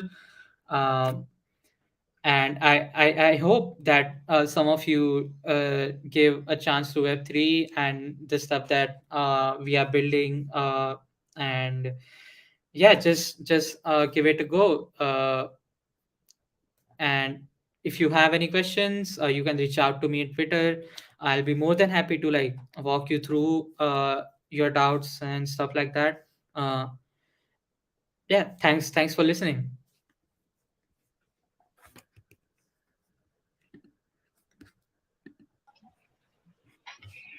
Hi, David. Yeah, really good explanation. Uh, so if you have Thanks. any questions for the, yeah, if you have any questions, you can reach out to David. Yeah, Uh, please reach out to me on Twitter if you have any questions. yeah, so it's kind of not related to the tech, but the with Web3 this is common, right? Yeah. Yeah, yeah, I can So why would understand. someone I can use? understand the skepticism. Yeah. So the reason why people would use Web3 is so whenever you interact with Web3 apps, when you are interacting with the blockchain, the accounts that you are using, the wallet that you are using is completely owned by you. It's not stored anywhere. No one knows about it. Like uh, I'm terrible at explaining this, but imagine having a Google account, but not Google not having any control over it. That's basically your wallet. You directly have access to your money. No one can freeze your account. So if you are aware of the current protests in Canada, they freeze the account of the protesters because the government has access to people's accounts directly because they own the databases, they own the systems that run those things. In Web3, you own that. Only you have access to the private key of that account. That's how you should, if you are interested, you should look into private key, public key cryptography. It's some there's this entire book written on it called Mastering Ethereum. But yeah, you own the account. No one can freeze your money. No one can take away anything from you. That's basically the reason why people are willing to pay money for it. uh, yeah, it's a sacrifice, but to me it's to some extent it's worth it, and a lot of people are finding it fascinating too. And also it's slow. Yeah, it's very slow. Like decentralization has a huge cost, uh, but yeah, it's the question is, are you willing to pay the price for it? Yeah, that's basically what it boils down to. Yeah, and also it could be like very early stage, right? This could be like super Yeah. super early, right? We're not sure, always the early stage things are messy. uh, Yes. a lot of And skepticism, lot a of lot. failures, lot of success, lot of failures. Yeah. Yeah, yeah, A- even it happened for the internet also, right? So yeah, we never know yes, what could happen with the Web3. Yeah. we have like a lot of bad use cases happening too. There are a lot of scams. NFTs are not exactly in the exactly the best use case. But yeah, I think we will see more and more good things coming out of the whole Web3 space in 2022, because right now there's a lot more hype than the actual functionality. It's not as good as the people hyping it are making it out to be, but there's definitely like a huge potential, and someone has to build it while it's still not as good. So yeah. Yeah, got it. Yeah, I agree to that in the sense, there is a lot of noise, um, Yeah. a lot of noise and hype. It's really hard to, sift through that and finding the actual Yes. source and, talk to the right people. Yeah, that's why I Yes. like your work very well. I keep following your tweets and everything. Thanks. There are very few people like you put out the actual tech and the tech focus content. That's really, really appreciate your work and, the kind of things you do. um, Thanks, Kiran. yeah, for those who don't know Revit, right? He contributes to developer Dove, and he also writes contents and blog posts. I just saw some of them and reached out to him. If I have any Web3 doubts, I will reach out to them. Yeah, so it's really interesting work. Harsh, there are not a lot of real world use cases of Web3. Like, if you mean in real by real world, you mean something like Paytm, or using it to transfer money like in real life. But I know a lot of people who are being paid via Web3 things in in India. I personally get paid in crypto. For one of my gigs, we have this company called Polygon, which raised like $500 million, which is from India, and they are building energy efficient blockchain technology based off of Ethereum. So that's a huge thing coming, and I'm sure they are going to uh, uh, build some awesome projects for India. It's still super early. There's unfortunately not any real world use cases right now, but people are working really hard to make it happen. Great. I think, yeah, someone was commenting maybe the infrastructure will keep up in the future. uh, Yes, yes. Things like Polygon that I just mentioned, solutions like that are going to be just like so important, because Polygon lets you do all of these transactions much faster and much cheaper, while still maintaining some sort of security. That's the future. That's why they are so valuable, and they are from India, which puts India in like a really good place in this industry right now. And I totally agree that the infrastructure is like will have to change in order for this technology to work. got it. uh,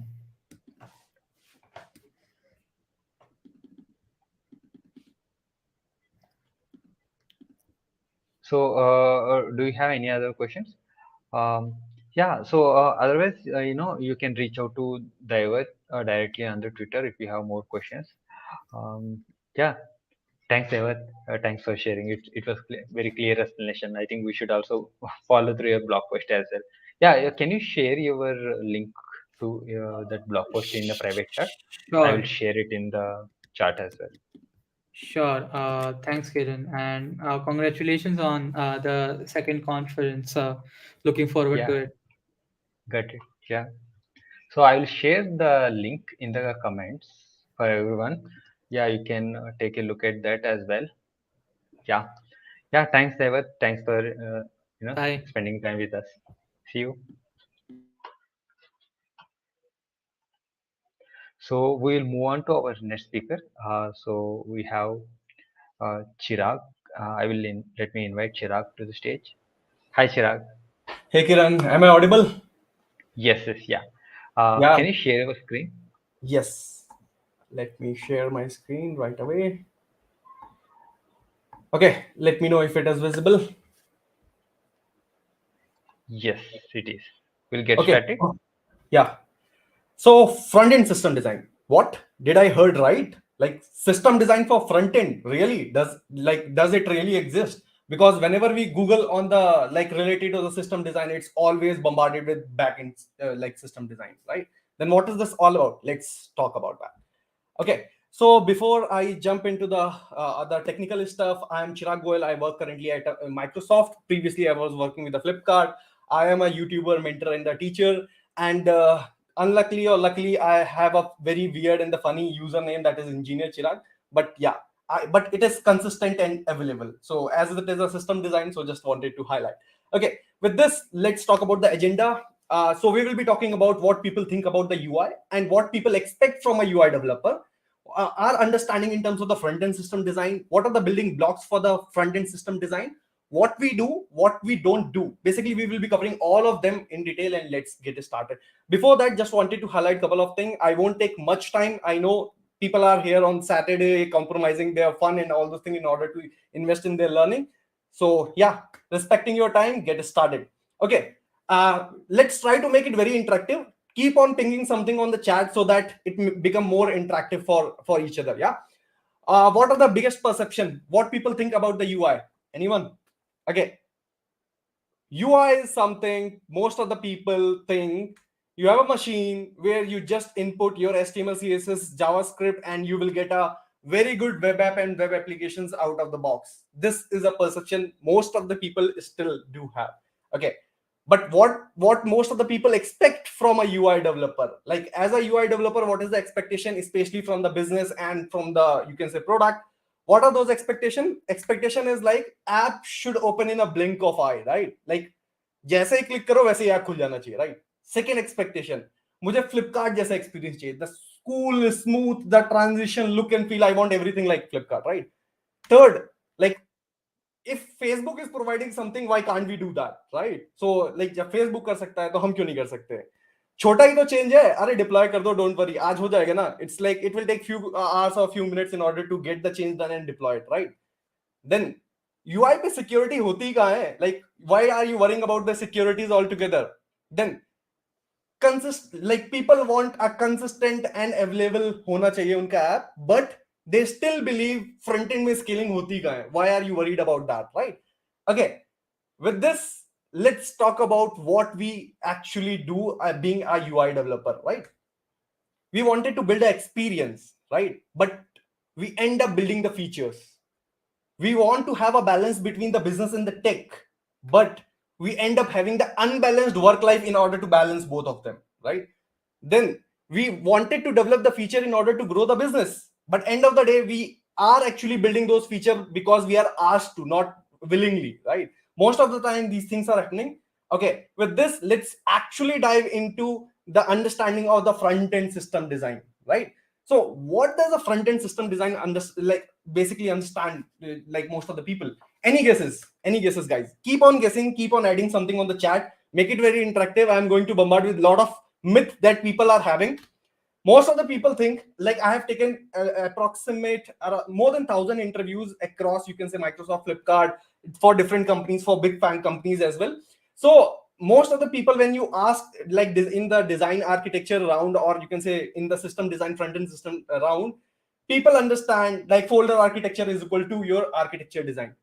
Anyone who still feel like your folder structure is equivalent to architecture design, or someone who have given in the interview talked about, someone asked about, can you have tell about the architecture, then people start talking about the folder structure that they have in React or different, you can say, framework, and explaining how they have used the services and sort of thing. That is not the system design we have, right? People are having myth design system is equal to your system design.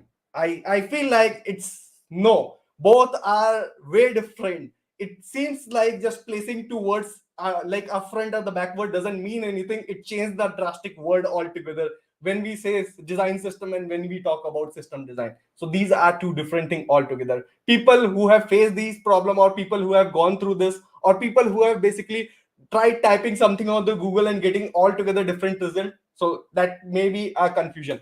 Okay.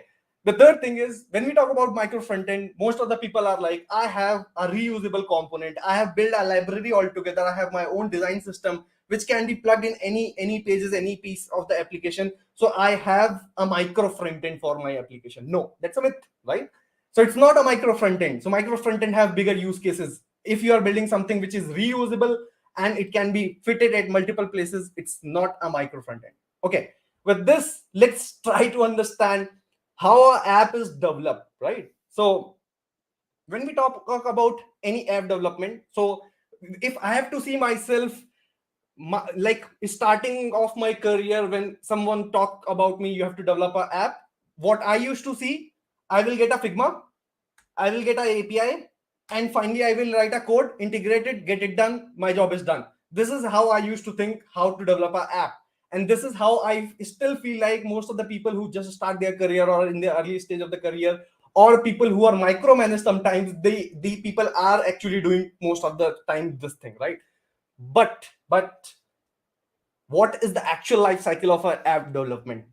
Okay, the first thing is the requirement. When we say requirement, for what purpose you are going to develop anything, either it is a feature or you're talking about creating altogether a new product.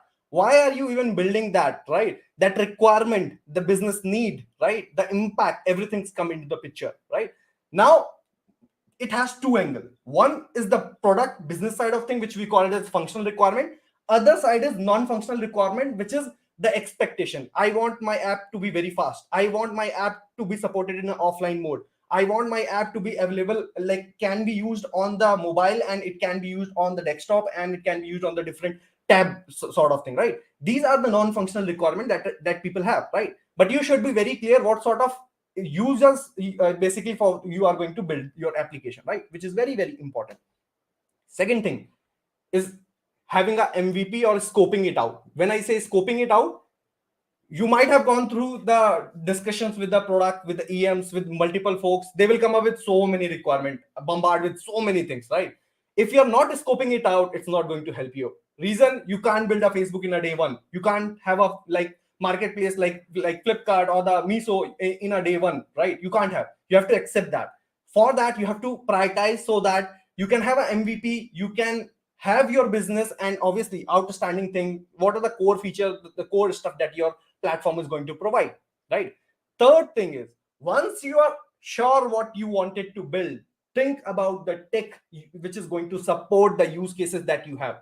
Getting into everything, starting from what are the libraries, frameworks you are going to use, you starting from getting into the state management, getting into the best patterns that you are going to use, everything that you can think about the tech comes into the picture over here. Are you going to have a monorepo? Are you where you are going to deploy, right? What will the backend side of thing, how, like what kind of protocol you are going to, everything which comes into the picture, try to dig deeper inside that. Fourth thing, problem breakdown. When we say problem breakdown, so it's like, you have a bigger picture, very clear what you are going to use.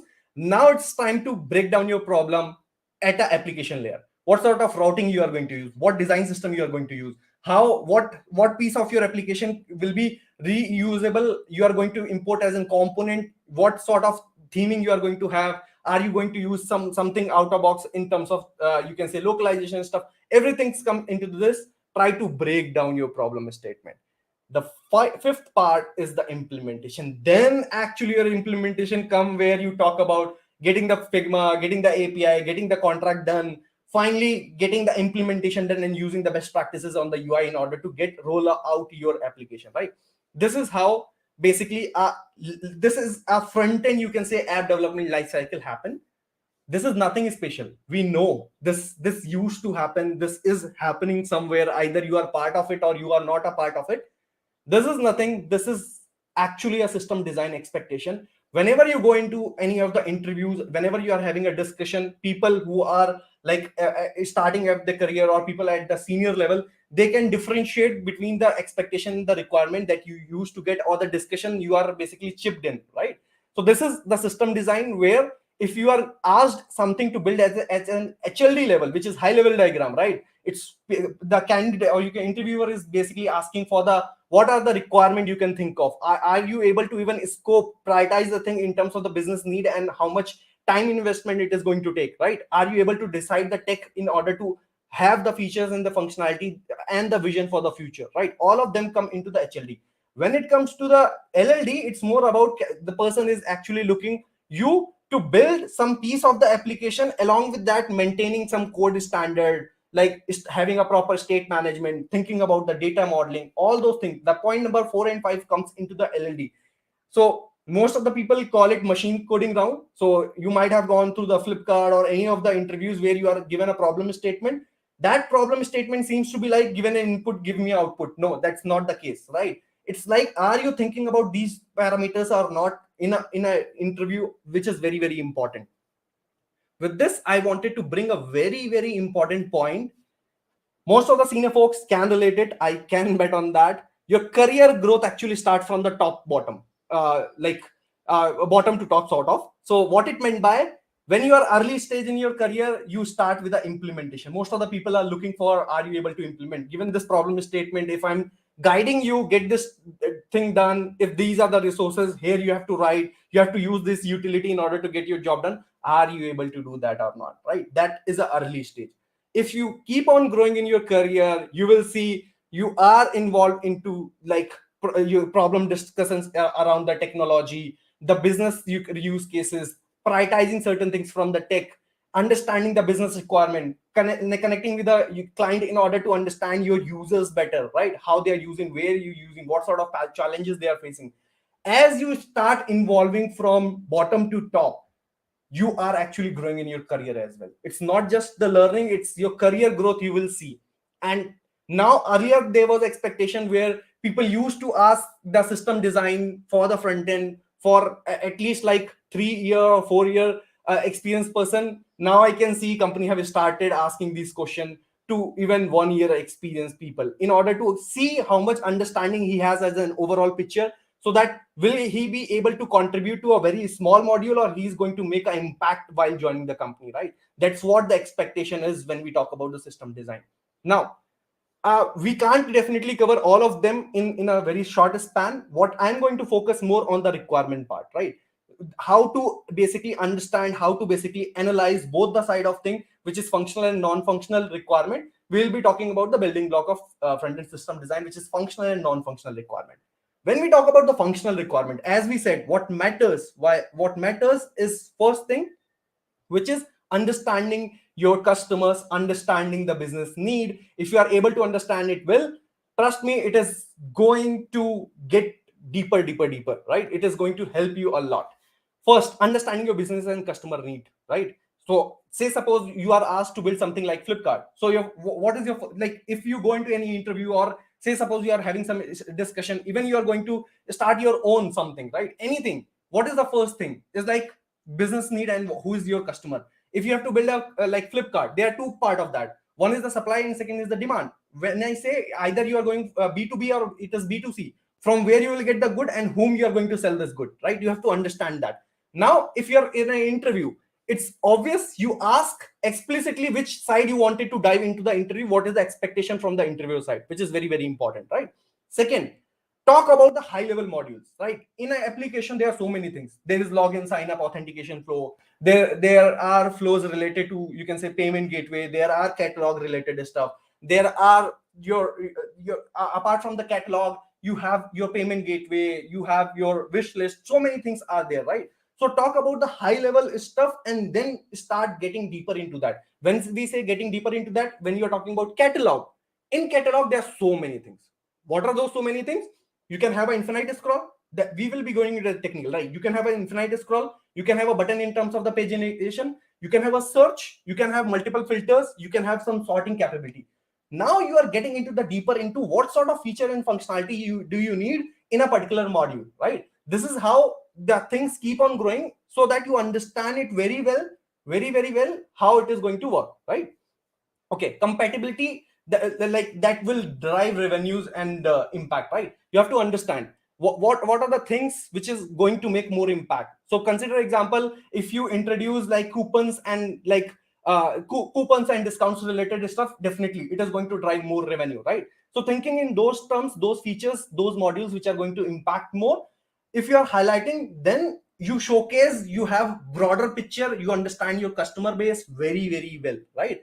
Tech is something I definitely trust. Like everyone can chase that, right? Everyone is behind the tech. Tech is the last part, the implementation, which, like as an engineer, as a you can say techie, it's like you can work for 24 hours in order to get it done. But there is a very important thing that we will be discussing in order to implementation and the planning sort of thing. Okay, non-functional thing is very important. So guys, have an eye on this. This is going to make an impact. Most of the people may have heard a lot of things, but again, this is going to create a value. First, understand either you are going to make it for the mobile or the desktop, where your consumers are going to consume it, right? Either it is a responsive or adaptive. Either you want all the screen resolution to support this, or you want certain screen resolution to support it. What is the expectation and where your user are going to use it, right? Internet speed, location and devices, where your users will be, and what internet speed bandwidth they will be getting. Either you are in tier 1, tier 2, tier 3, in order to understand your customer base very well, right? If you are having a low latency API and you are having a very, you can say, non-performant application, it is not going to work. It is not going to scale at all, right? So try to understand your user very well. Then accessibility is very important. Do you want to build something which is accessible to everyone? Do you have some user bases where people are having some you can say challenges, either with the color, you can say contrast, or anything? There are so many things in terms of the disability, right? So try to understand, do you have certain user base or not? If you have to think in terms of the accessibility, because else you will lose those you can say chunk of the user which is going to impact and which can give you a business, or it can create an impact for you, right? Asset optimization. When we say asset optimization, how you are going to optimize your images, css, javascript, there are so many techniques in order to optimize that. People have already talked about so many things. I'm not going to get into the detail, but yes, this is something which you have to think if you have to make your application, if you have to make your user experience very better, right? Obviously the performance is basically going to impact when you talk about this. When we talk about performance, the monitoring of the performance is very important. Like how fast a particular application or particular feature or particular app you can action is happening on the user end, right? So those latencies, those experience have to be tracked if you wanted to grow, if you wanted to build something which is more user friendly, right? Client side rendering, server side rendering, if you can relate the difference, if you can basically think of where you need the server side rendering, where you don't need a server side rendering in order to achieve what you wanted to do, try to have that differentiation and get a better understanding of that. Authentication and authorization is very important. Most of the people think my APIs are secure, then my app is secure. No, even you can like if you are not having a proper authentication authorization, most of the time you might have seen you are able to go to the particular application, particular route, and finally you are redirected to something. Like you were having access, but because of some API failed with 4xx, you were redirected to something else, right? That is not a good behavior in terms of your security perspective, right? So you have to think in those terms. Security, front end में security होती कहाँ है? But yes, if you talk about CSP, if you talk about XSS, right? So these things are something which can screw up anything that you might not have thought about, right? So people talking about the script injection, right? There are so many things. So people who think security is not like you can say cake, for me it's a myth. for a front end, you have to get into the security if you want your business not to suffer at a high scale, right? So this is going to help you a lot. Caching, if you have some data, you got some data a couple of second or minute back, why don't you consume it in order to reuse it, right? But again, when you talk about caching, the cache bit and everything, you have to think about, you don't show the stale data, right? Challenges will be there, but are you thinking in those direction or not while building an application is very, very important. It's not like you have a good backend and you're bombarding your backend with n number of, you can say, requests, right? Because over there you talk about then HTTP1, HTTP2 and HTTP3 will come into the picture, where in HTTP 1.1 you have a limitation of like making maximum of 6 requests or 8 requests depending on the browser, and then you are stuck, right? You have to wait those for the resolution of those APIs and sort of thing. HTTP2 brought multiple good thing in terms of the multiplexing in order to help those things, but again, it comes with a compromise in terms of the performance if there is a line of ahead blocking sort of thing, right? There are so many interesting things happening over there, and obviously you have HTTP3, which is based on Quick, which is highly used by YouTube right now, or you can say Google servers, which is based on the UDP sort of thing, right? Not getting into the detail of that, just wanted to give a taste so that you have those visibility, basically the things which can actually benefit your application and the end user experience. Offline support. Do we have some features, something that we can store it offline so that even the user is not there? Say suppose you have a blog or article, right? Why don't we basically store it offline, cache it, so that even users are coming back even in the non-internet, without internet, and they are able to access it? That is something which is going to benefit a lot. Login and monitoring is very, very important in order to understand how your application is being used, what challenges your customers are facing. We have to log and monitor it very thoroughly in terms of the product, in terms of the tech. Both are very, very important. Are you even monitoring your perf, right? How much time this particular action or activity is generally taking, which may be a bottleneck for you, where people may be going away, like they are not consuming your application because of certain pieces, which is a bottleneck for your system. Unless we start monitoring, it is not going to give you a benefit over there, right? Are we thinking in terms of the A/B testing? A/B testing is why important. In early days, early startup, sometimes it doesn't matter. As it grows, right, it is very difficult for 4 5 p.m. or 4 5 business folks sitting together and deciding this is going to work for the entire world. No, even Google, Facebook, Flipkart, GitHub, whatever you, Microsoft, right, they have a strong pipeline for the A/B testing, where they used to test different things to different users so that they understand their user well, and they can eventually optimize and make the platform better in order to fit maximum use cases, right? That's why this A/B testing is very important, which is people also call it feature flag, right? So feature flag based thing, which is again the client side feature flag and the server driven feature flag, which we are not going to talk right now. Testing is very, very important, which gives you a confident, are you even basically making sure your application, the feature that you have built, is stable enough or not, right? That is not for the end, for individual developer also, that is very, very important. Internationalization and the localization as you grow. Even you see Flipkart, right now it is using multiple languages. It has the Bengali, it has Hindi, English, and lot more languages, right? So in order to reach out to more and more people, in order to reach out people with a different language and different touch and different local, right, it's very, very important if you are thinking in those direction, right? Obviously this will help you to understand from where your users are in order to optimize the assets and everything that comes into the picture. Now versioning is again, as you grow fast, you break fast thing, right? But if you have proper versioning in your application in the front end as well, and you know what set of things you are serving to the end customers, that is going to create a definitely a big win, right? You balance it out, you don't basically break when your backend is basically changing. So if you have a proper versioning, you can control your application very, very well. So you might have seen Netflix and most of these applications, Microsoft, Flipkart, these are utilizing this versioning a lot, right? PWA, progress. Are you thinking in terms of the progressive web app, right? People are aware. See, like CI/CD. Are you making manual deployment, manual check, or sort of thing? Or are you trying to automate certain flows, right? This is basically going to help you. Okay, what we have talked about so many things, functional and the non-functional requirements, right? Now, what we don't do as an UI developer, which is very important. First, mostly we focus on the functional requirement. Like product will come, business will come and say you have to develop this, and we blindly do that, right? What we don't do, non-functional requirement are still the dreams of many companies. People wanted to have something which is developed like Flipkart, Microsoft, right? Facebook is doing.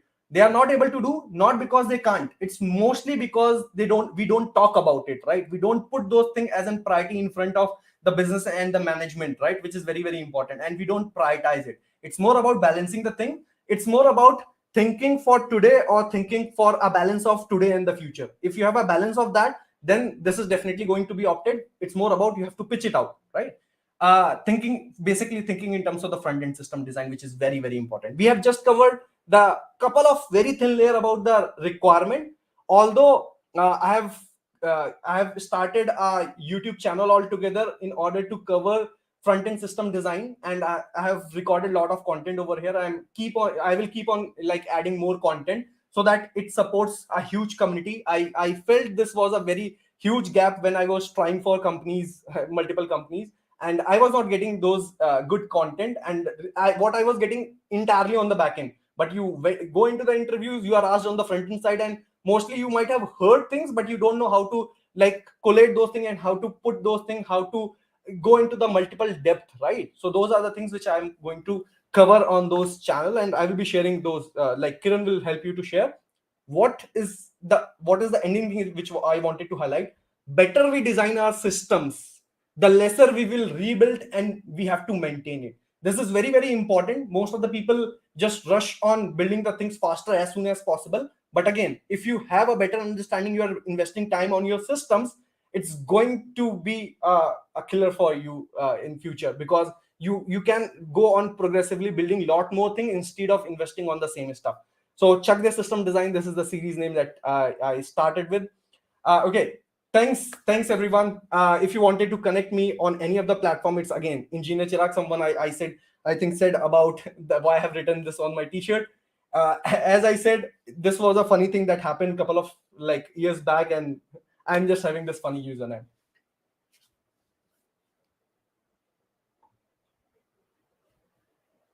Okay, Kiran, I'm good at this time.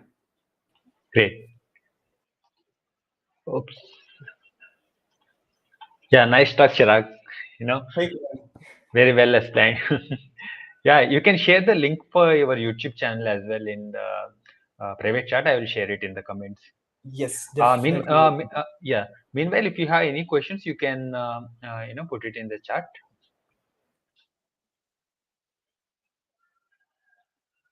Yeah, guys, I will be happy to answer any of the question that you have. So Yes.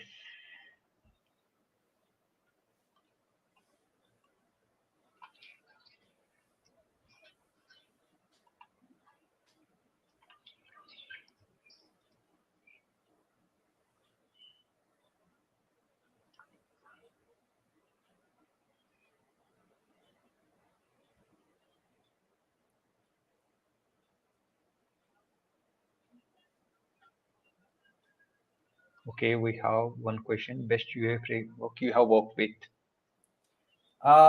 okay, assuming Microsoft to could be custom. Okay, so again, I have worked with multiple libraries and the framework. So I have also like touch upon, you can say, starting from the React to Vue. I have also worked on the Angular and as well.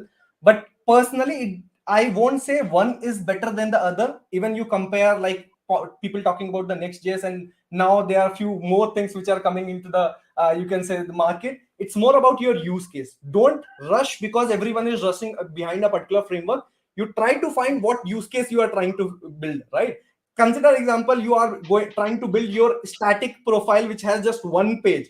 Why do you even want any library of the framework? Why can't you just latch on a basic HTML, CSS, JavaScript and get it server rendered, right? That will be far better as compared to anything. It's more about your use case. Try to look for the use case, then you go for that. But personally, in most of the use cases, as to answer your question, I felt React was a charm because of multiple reasons. First thing is a community. Like whatever you can think of a problem statement, there are resources available for you in order to help you with your use cases. And again, don't think much about that reason. Think about your current and the just near future use cases. Start with a framework. Now you have something called micro frontend, right? You don't have to just bottleneck yourself thinking about what will happen 10 years down the line. It's more about something will happen. You have the micro frontend, you fit your use cases with different library and the framework.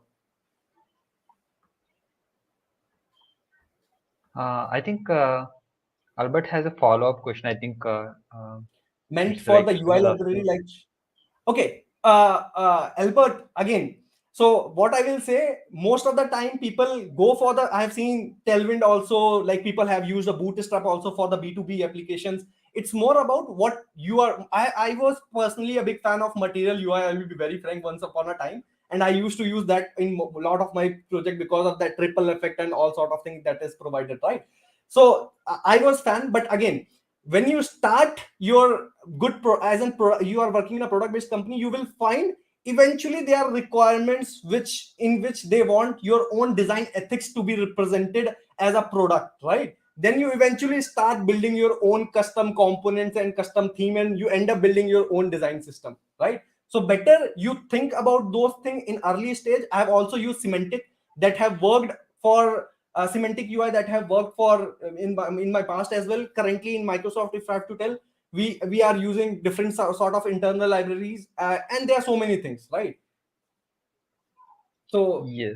Uh, yeah, we have one question from how Jane. do you go about Uh, testing? Testing is very, very important. Again, what I'm a very big fan of, you should always have a unit test, which is very, very important of your services. What are the JavaScript code that you are going to write? TSX, which is your UI, is something I won't say. If you are in early stage of your product or your team is very small, don't go with the like. This is my personal opinion. Don't go with the UI related testing because they are very frequent changes, and you will invest more time on writing the test cases for the UI instead of building the better UI, right? Other sort of testing which is very important is end to end. When I say end to end, whatever you keep on building, you write a end to end testing either using whatever you want, Puppeteer, you want like Plural White, like whatever you want. There are so many things, Playwright, and so many other options which are available. What important is, whatever you feel is stable, write an end-to-end test case so that next time your QAs as a developer, you don't have to again retry certain things. You just run that and you're confident. My code is not going to impact other modules. That's what confident you will get.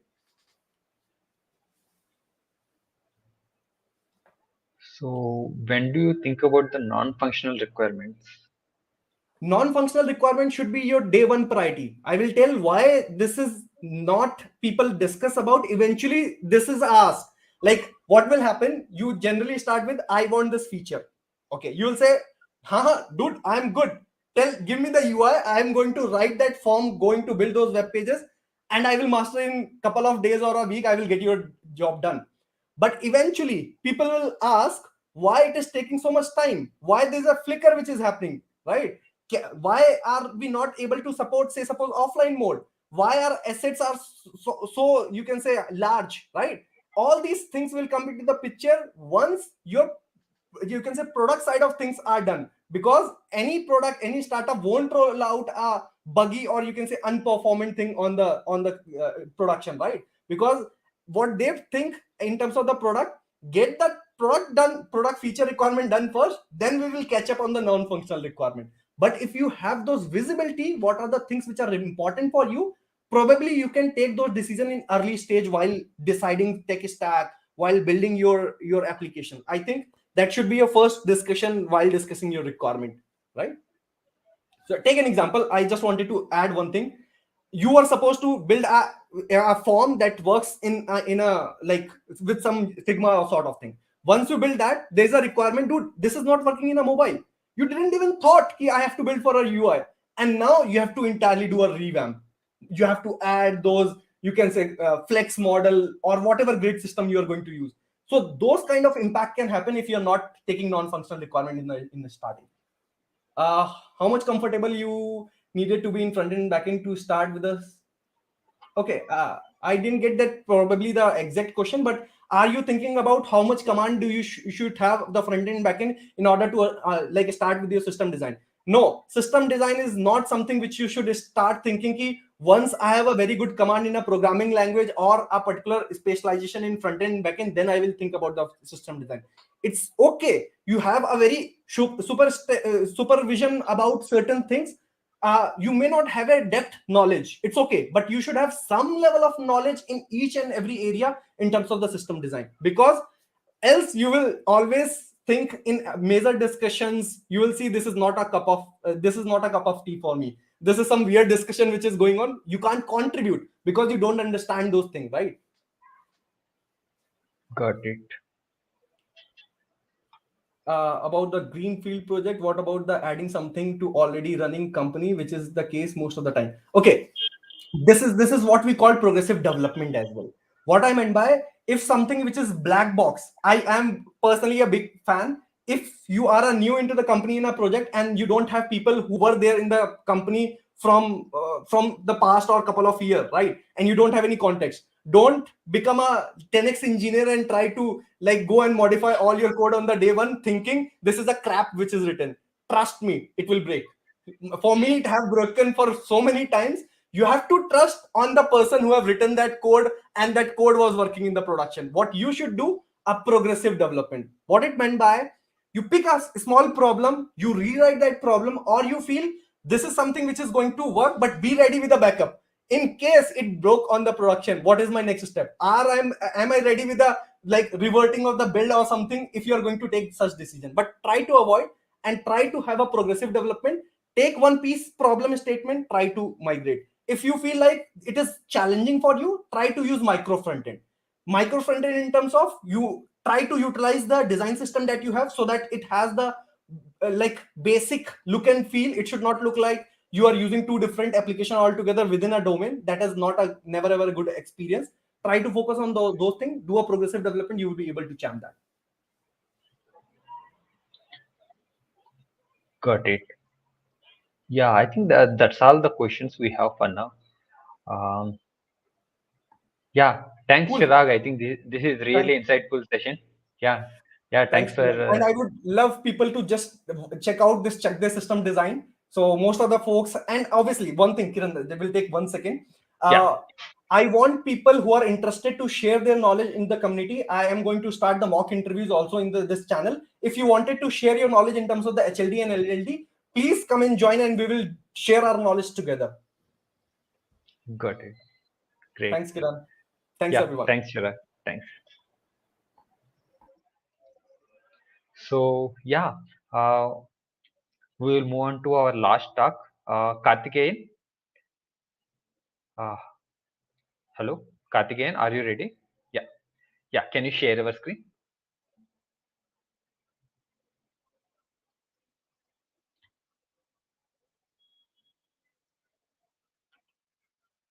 Can you see it? Yes, yes, yes.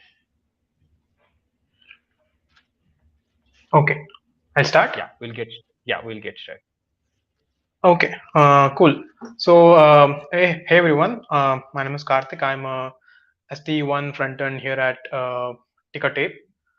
So today we'll be looking into intro to WebAssembly with AssemblyScript. So we'll be slightly touching upon what WebAssembly is and why people are using it, and then we'll look further on how a typical web developer who always works with JavaScript or TypeScript can get started with writing their functionality at a WebAssembly level. Okay, so that's what we'll be most looking into in this presentation.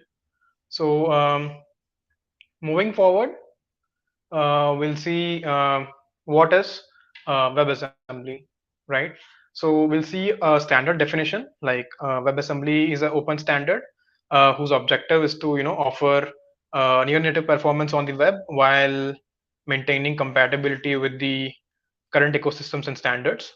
Okay, as in near native performance, as in when you compare your JavaScript execution at a a heavy throughput kind of environment, it is kind of slow with respect to other programming languages that run. I mean, that doesn't do any runtime level checks or anything as such, right? So what happens here is like if you're using WebAssembly on web, you are you will be able to get near native performance. You cannot assure that you'll be getting the exact same thing that you'll be getting if you're running the app natively, but it's a kind of close to near native performance. And at the same time, web has been there since many years, and this has to be introduced in such a way that it doesn't break anything that already exists, because we already know that web as an ecosystem is a lot fragmented, starting even a simple thing as making a network request with fetch might not support in any older browsers, right? So this has to be introduced in such a way that it doesn't break any current ecosystem and standards, and it has to play very well with what's already existing, right? Uh, let's see another one, a little bit deeper and technical.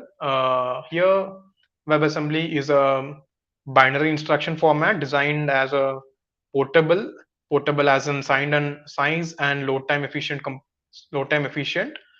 compilation target for programming languages. So there are like so many words that written in this particular sentence. So let's see. Things is first one is the binary instruction.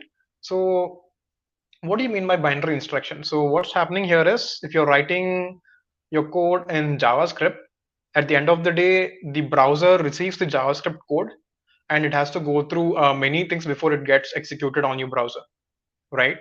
And so what will happen here is like your browser will download it, interpret it, and convert that into a machine code and apply some optimizations by the underlying engine, maybe V8 in Chrome or any Chromium based browsers or anything as such. Okay. Here what's happening is the binary instruction format is like a very low level format that your machine can understand straight away without any these intermediate steps that will happen usually when you write or and ship your JavaScript code. Okay. And the second one is portable being size. Obviously size is the pretty straightforward thing, and load time efficient as in um, assume you are shipping something, instead of shipping your entire logic as a single large file, you may want to split that into a smaller chunks of things, so that assume there is very user heavy operation that happens on any particular screen of your page. You should be having the capability of loading only that particular logic. I mean, your native logic or any complicated logic at that particular instance of time, and make it run. So that is load time efficient. And the last one is compilation target for programming languages. So here the word compilation target for programming languages as in, so the word compilation we can close it related to in such a way that it takes a programming language from can say format A, and it can convert that into a format B, so that it can we can directly execute the format B that we are getting. Okay, we'll see what this compilation target for programming languages actually mean in the next slide. So if we go to the next slide, that's what we'll be seeing much deeper. So here we have like so many languages like C, C++, C Sharp, Rust, Go, Kotlin, Swift, and many more languages. So what's happening here? These are all the languages which many other non-web developers might already know. Okay, who are into backend, or who are into developing any uh, Windows native applications using .NET or anything as such. So those people might know these kind of languages, or even Kotlin. Kotlin is majorly used for Android apps these days, and Swift is like your first hand programming language for iOS applications. So what's going to happen here is you take these such languages, and then you'll be creating WASM binaries. So WASM here is the same thing. WASM stands for WebAssembly. So what's happening here is this is allowing any non-web developer to be able to ship the same logical or functional code that they have written in any of the programming languages, if there is supported compilation tools available for that particular language. They can easily port their code into WASM such a way that it can easily start running on web platforms, right? And along with that, as I mentioned, as WASM is a binary instruction format, so there's no way that usually in the web world we are like very much accustomed to debugging directly in the browser itself, where you will open the source control tab on your developer tools, and you will start debugging the code, like where the code is flowing and all. as WASM is a binary instruction format, you cannot basically simply go and see what's happening over there. So these compilation targets, compilation programming languages also allow you to generate another file called what.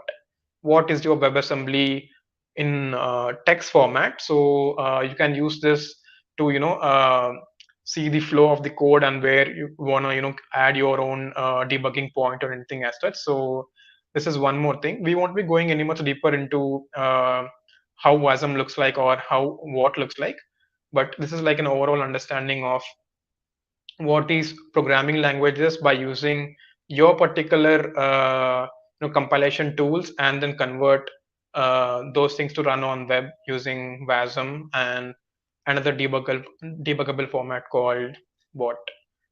So here's some main differences between WASM and what. WASM is a binary, what is a plain text format.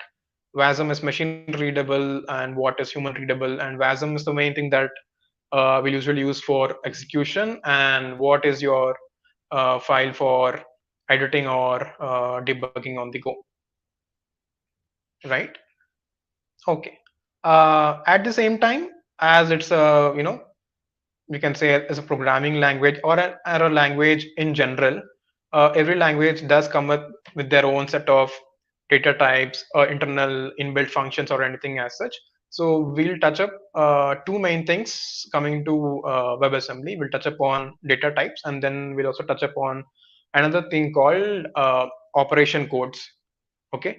So starting with data types.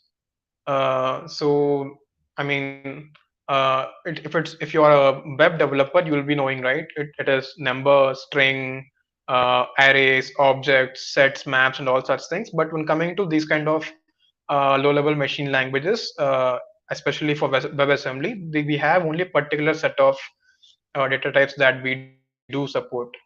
So if you see now, what we have is number. Okay, all these are number types, and if you see, we are going much deeper and much specific. In this case, we are saying something like if it's a 32-bit integer or a 64-bit integer.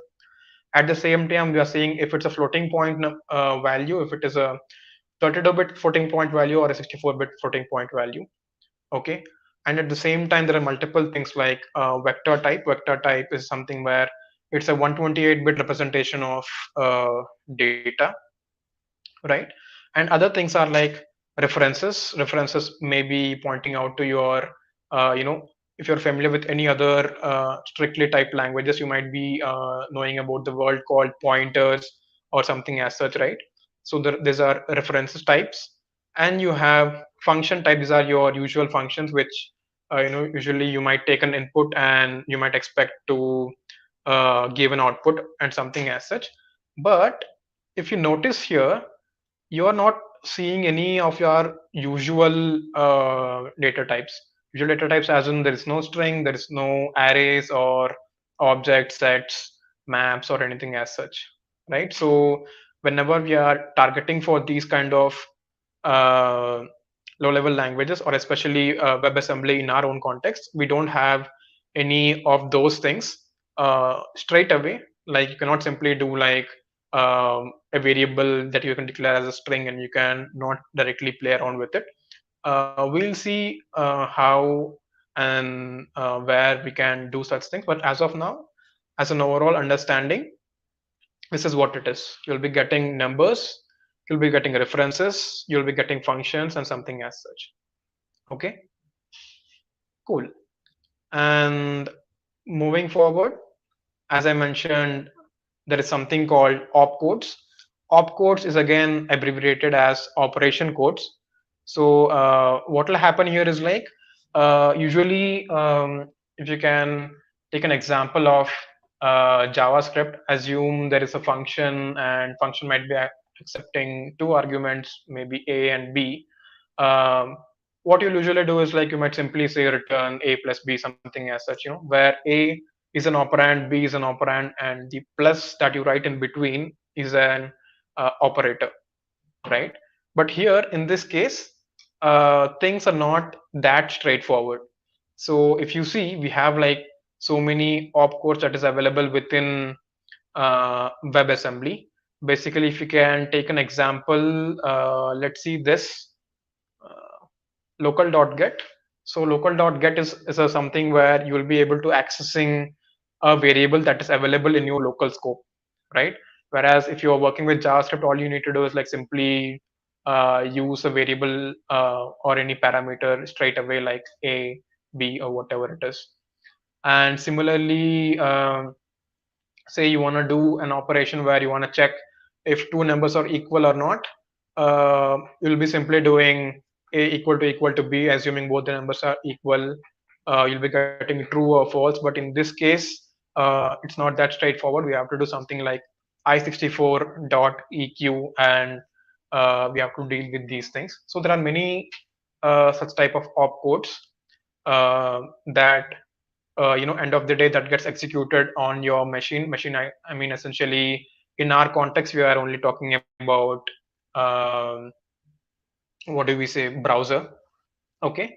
So this is as far as you guys seen till now. If you see, there are many more complications in writing WebAssembly code straight away, being data type restriction, as in you're having only numbers, even though you have much more control on what type of number that you are defining. There isn't much you can do, and then you're having access to what do you say, memory, as in if you're declaring anything, you have access to those things as a buffer in memory, but still it's not easy to play around with actual buffer data than directly manipulating your string or an array or something as such. So this is one of the main reasons why WebAssembly is not meant to be handwritten on your own. So the highest and most important thing that you should remember here is that it's a compilation target for other programming languages, so that you can write in your other programming languages. In our case, it could be C, C++, or anything that has a compilation tool available to convert that into a WebAssembly target. Or if your company or if your product demands in such a way that you want to work with very high throughput real-time data or something as such, where you cannot afford any what do you say, delays in computation or anything as such. So in those cases, you might want to write your own code in any other language and port it back to WebAssembly and run it on your browser. But majorly, people use it to port their existing application that's already been written in any other languages, and they just want to try to bring that to web ecosystem. So we'll see a few more examples moving forward. Like there are many companies that are actively using WebAssembly in their products. We'll see that in the further slides. And after seeing this, I mean, till date, it was like a monopoly in the browser ecosystem, that JavaScript is the only thing that can do anything functional in the browsers. But as the WebAssembly kind of new kid is entering into the market, like people might be start thinking like, if will WebAssembly replace JavaScript in any sorts? There's a straightforward answer to that. The answer is no.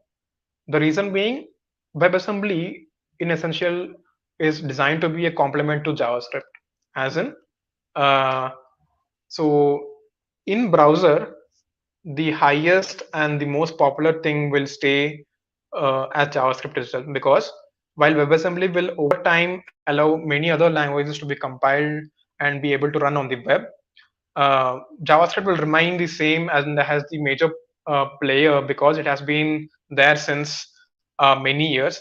Even if you take example of PHP or anything, many legacy applications, or even WordPress, which many of the websites that still depend upon is still running on PHP. So JavaScript in essential is not going anywhere. So no need to worry about anything as such. And also, WebAssembly is built in such a way that the main concept behind WebAssembly is it's a module. I mean, if you're from the web ecosystem, you can synonymize it with ES modules, where essentially that cannot execute by itself. You will have to import it, and you will have to access it or execute it or anything as such. In the same way, WebAssembly works the same. If you have a WebAssembly module, what you'll have to do is you'll have to import it, and then you can execute in whatever you want to do. So the example that you're seeing here is this is your usual fetch that we use for our network requests and all. We are simply pointing that to a WASM file on the network. And then what we are doing is we are using WebAssembly dot instantiate streaming, okay? And then we are simply passing the fetch.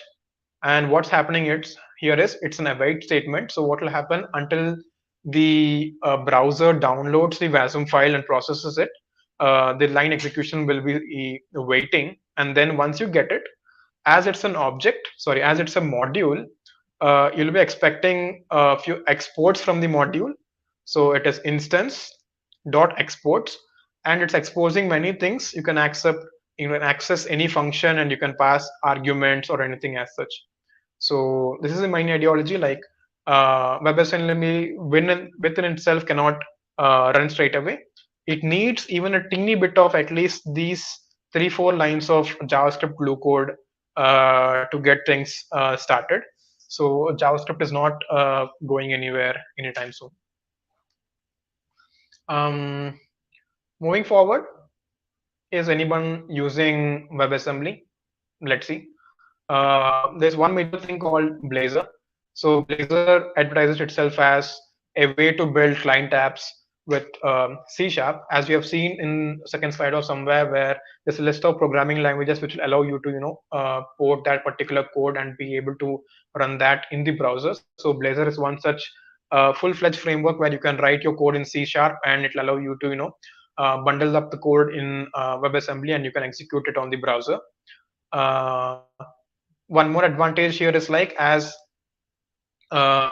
it's built on C#, you can also bring in your existing C# code. Maybe you have a library that does some number manipulation, or you want to bring some image manipulation or anything as such that your company is already having in C# and in such languages. You can bring that in. You can easily start porting that code over to web and make your web app available pretty quickly. So that is one thing. People coming from C# and such ecosystem, and anybody who's looking for anything quite cross-platform, that's where Flutter Web comes in.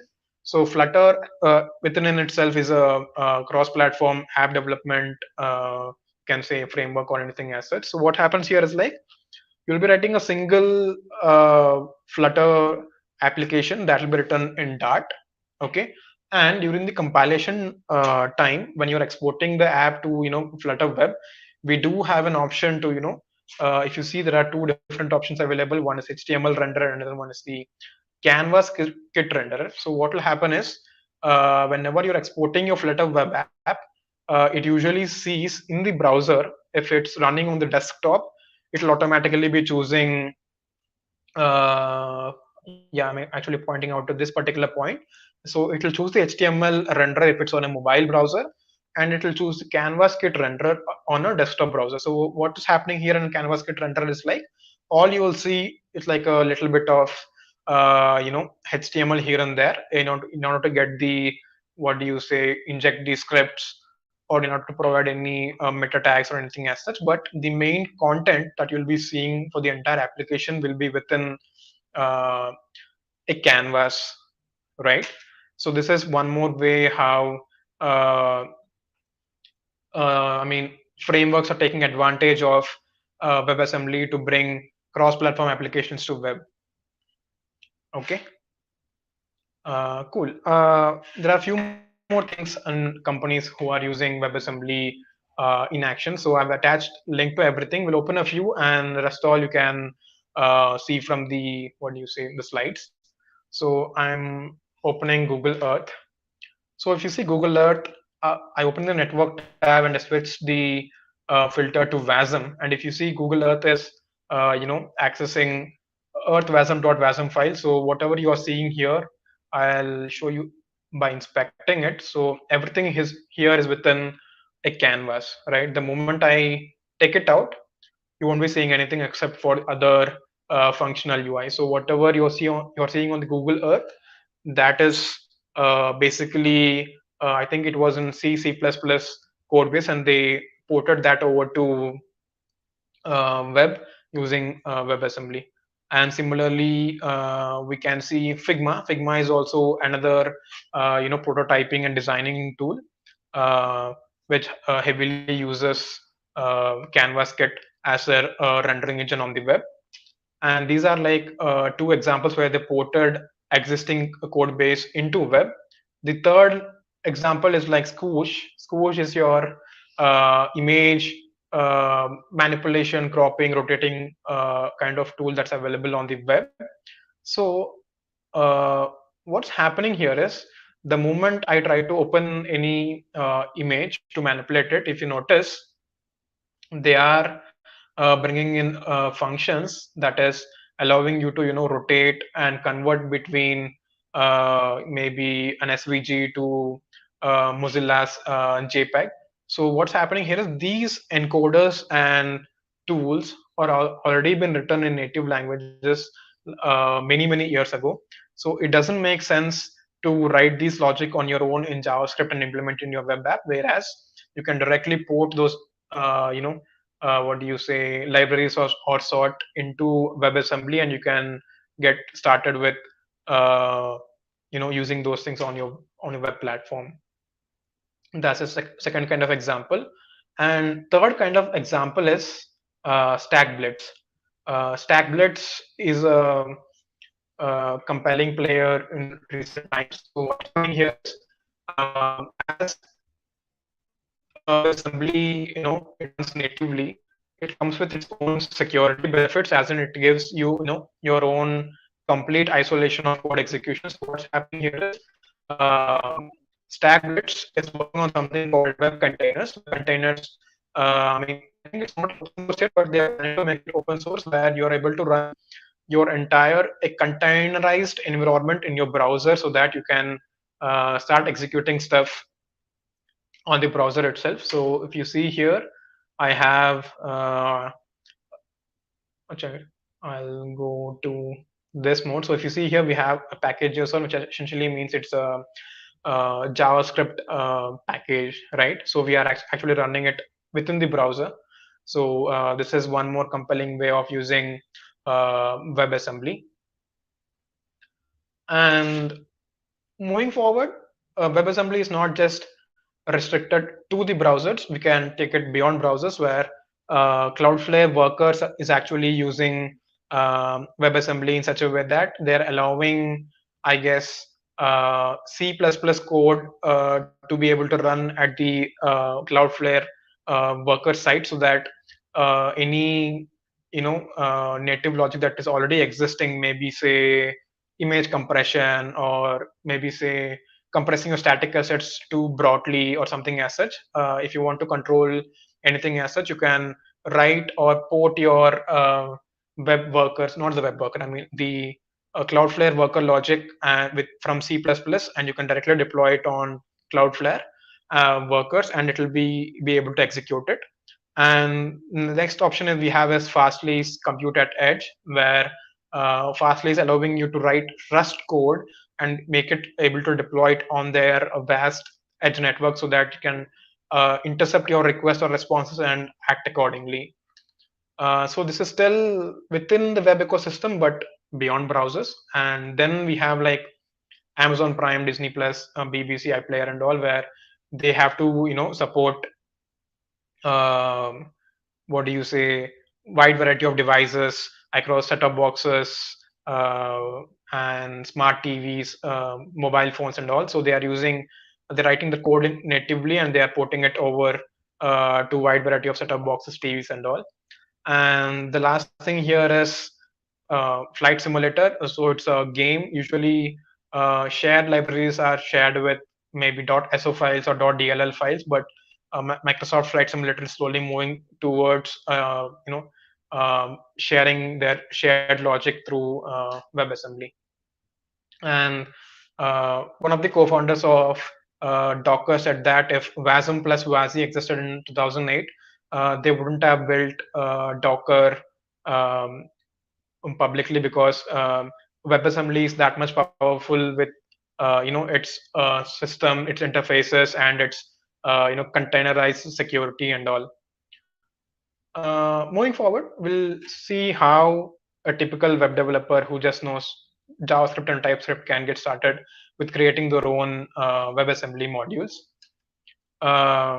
So as usual, any problem on web coming to logic, JavaScript, gets to give us many of the runtime errors or even development time issues. So TypeScript has come in and helped every developer a lot. So again, in this case, TypeScript has come to us for the rescue, and the combination here is WebAssembly plus TypeScript.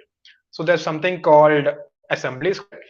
So AssemblyScript is a TypeScript-like language for WebAssembly. It's not your typical, it doesn't convert your TypeScript code into WebAssembly, but it's like a TypeScript-like syntax which can or which has the ability to convert and produce a WebAssembly binary.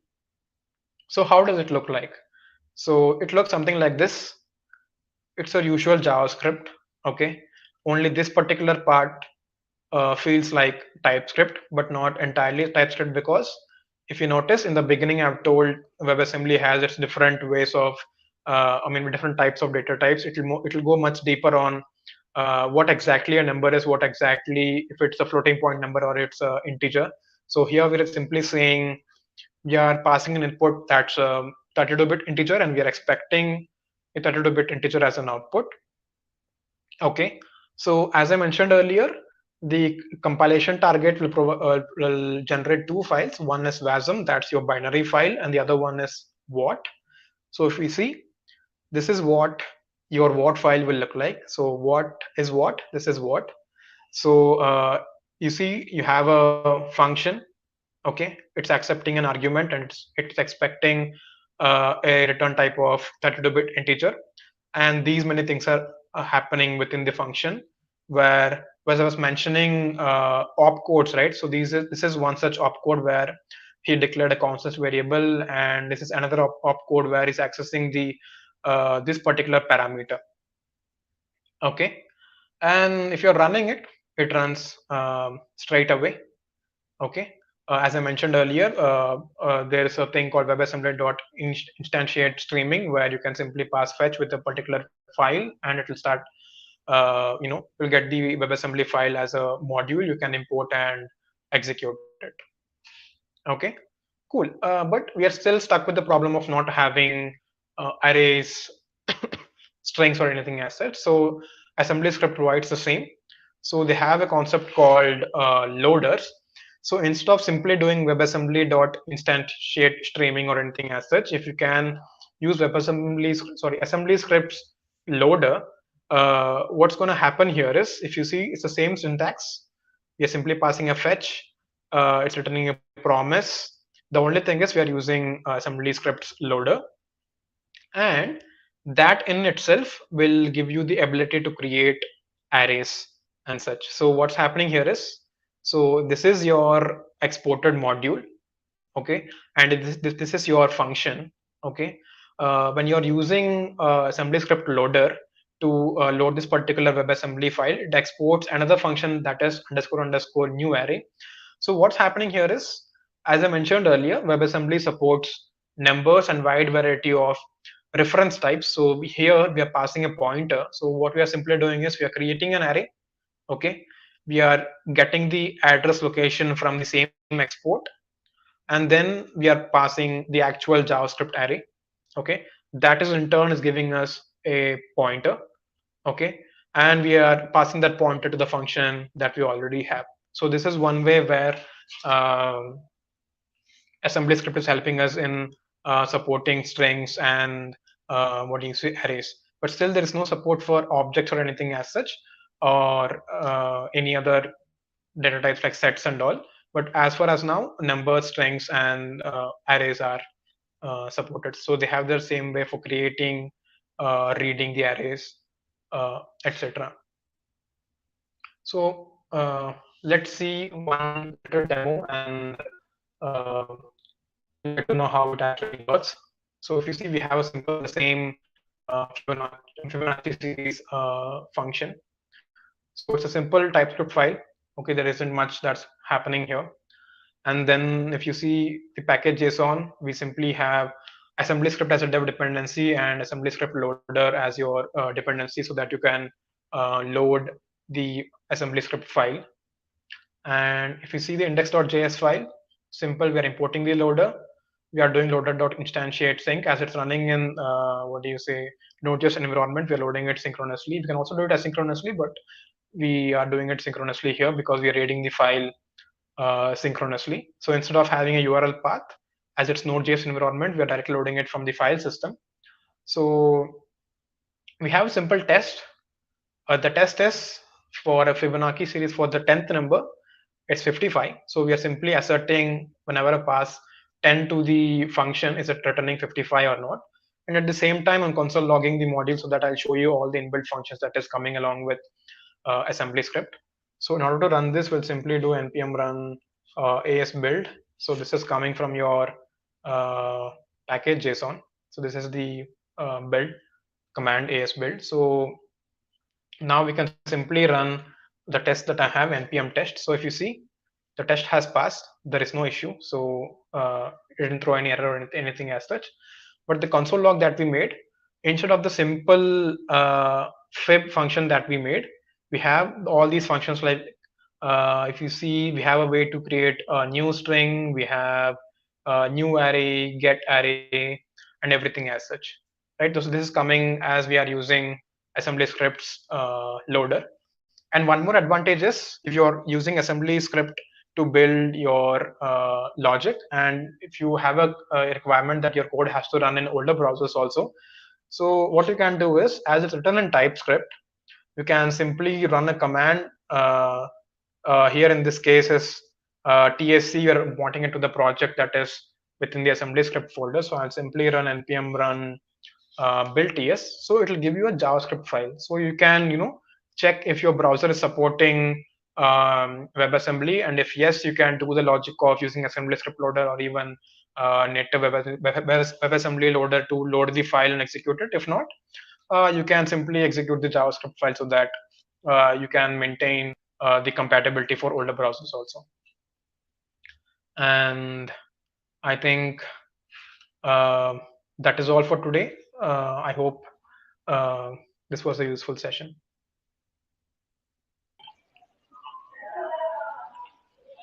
Yeah, thanks, Karthikeyan. Nice talk. Yeah, thank you. Yeah. So if you have any questions, you can ask now. One second.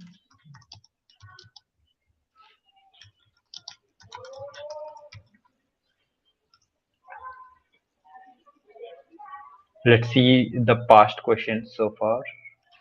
Okay. So we have one question: does using web workers diminish the need for using WebAssembly? Not entirely, as in, so if you're using web worker, it will help you to create your own thread and do your operation over there. But the main thing for WebAssembly is like if you have your, say in the case of Scoosh, instead of writing their own Moz JPEG encoder, they have a native binary that is available since way many years long. So they just imported the same thing to native so that their application can use it straight away. So the performance here in case of web workers versus WebAssembly is not that much straightforward or correlatable, because even though it's spawning a new thread, it's still running JavaScript, right? So even if JavaScript, if the code execution, say if you're using an object, even the machine code that's generated, if you are dynamically adding a key to the object, that's gone. Oof, it'll have to generate the machine code again so that it can do some optimization and run it, use a function for the second time easily. But if you're using WebAssembly, it will be completely strictly typed, so it will know what a particular variable is, what operation it has to do, so that it will be always performant than web workers. But in your case, if it's a simple operation where it doesn't make sense to add that to WebAssembly, at the same point, it might not make sense to spawn a web worker thread for that also. You might simply execute that in your main thread by calling a simple JavaScript function. So we have to make a, what do you say, uh, a decision here, like if you want to stick with your main thread for your operation, or if you want to spawn a new thread using web worker, or if it's too much complicated, you want to shift that into WebAssembly to run that near native performance. Got it. Uh, How to write WebAssembly codes example in any of your language choice would be good. My language of choice would be JavaScript and TypeScript, so that's where WebAssembly comes in. So it is easier for a web developer to come in. We can, if you have your TypeScript logic, you can copy it over, make a little bit adjustment for the data types, assuming you're still within the limit of numbers, arrays, and strings. So you can produce your WebAssembly binary so that you can use it on the browser, but only if you need that performance. If not, it's fine. got it. Are they planning to make it go online playable? I'm not sure about that. I have an article attached in the slides. I'll share the slides. I've already shared the slides link in private chat. Kiran, you can put that in the Yes. YouTube comments, so you can check the article. So they have mentioned why they have moved over, and what is the previous implementation, how they are sharing shared codes using DLLs, dynamically linked libraries. That's a famous file that you see in any Microsoft Windows running application. Got it. How should one should decide what to go for WebAssembly and what to be on the normal way? It comes to the main thing would be, do you really want this particular task to be accelerated in such a way that it usually takes like a couple of minutes in JavaScript and way quicker in if you're running it natively? So that's your first take. And the second take is like, if you can afford doing this, like getting a JavaScript developer and doing that through JavaScript will be an easier thing for any company, even if it's a little bit expensive task, maybe say cropping an image or making an image grayscale or something as such. But if you really need that performance and you cannot afford to write it on your own, and you have a preference that this particular logic is already existing in a other programming language which you want to reuse, then that's where I think you should go for WebAssembly. If not, you can stick with your main thread code. Got it. Got it. Yeah. So I think that's all the questions we have for now. Mhm. Yeah. So if you have more questions, you can reach out to Karthikeyan. I think we have the link for that in the comments. Um, yeah. Yeah. Really nice session, Karthikeyan. Yeah, Kiran, Yeah. thank you. So it's a very deep dive. Yeah. Yeah, I and definitely due to the look time into that. constraint, we have to shrink many things off. But Yeah. yeah, Got it. Yeah. Thanks for sharing it. cool. Yeah, thank you, See. Kiran. Bye bye. So yeah, so that's all we have. So unfortunately, one of the speaker couldn't make it to the meetup. So maybe we'll try to reschedule that to the next meetup if possible. Uh, I hope you enjoyed all the talks today, and we'll be back with one more meetup next month. And yeah, so we have a lot of things coming up in the next few months. As I said, we want to make this community much better this year. So we have like already next meetup lined up. We have like two workshops already lined up for next couple of weeks. Go check out, and I will also share more information about the upcoming events and the conference and everything in the coming weeks. So yeah, looking forward to it. See you again in the next event. Bye everyone.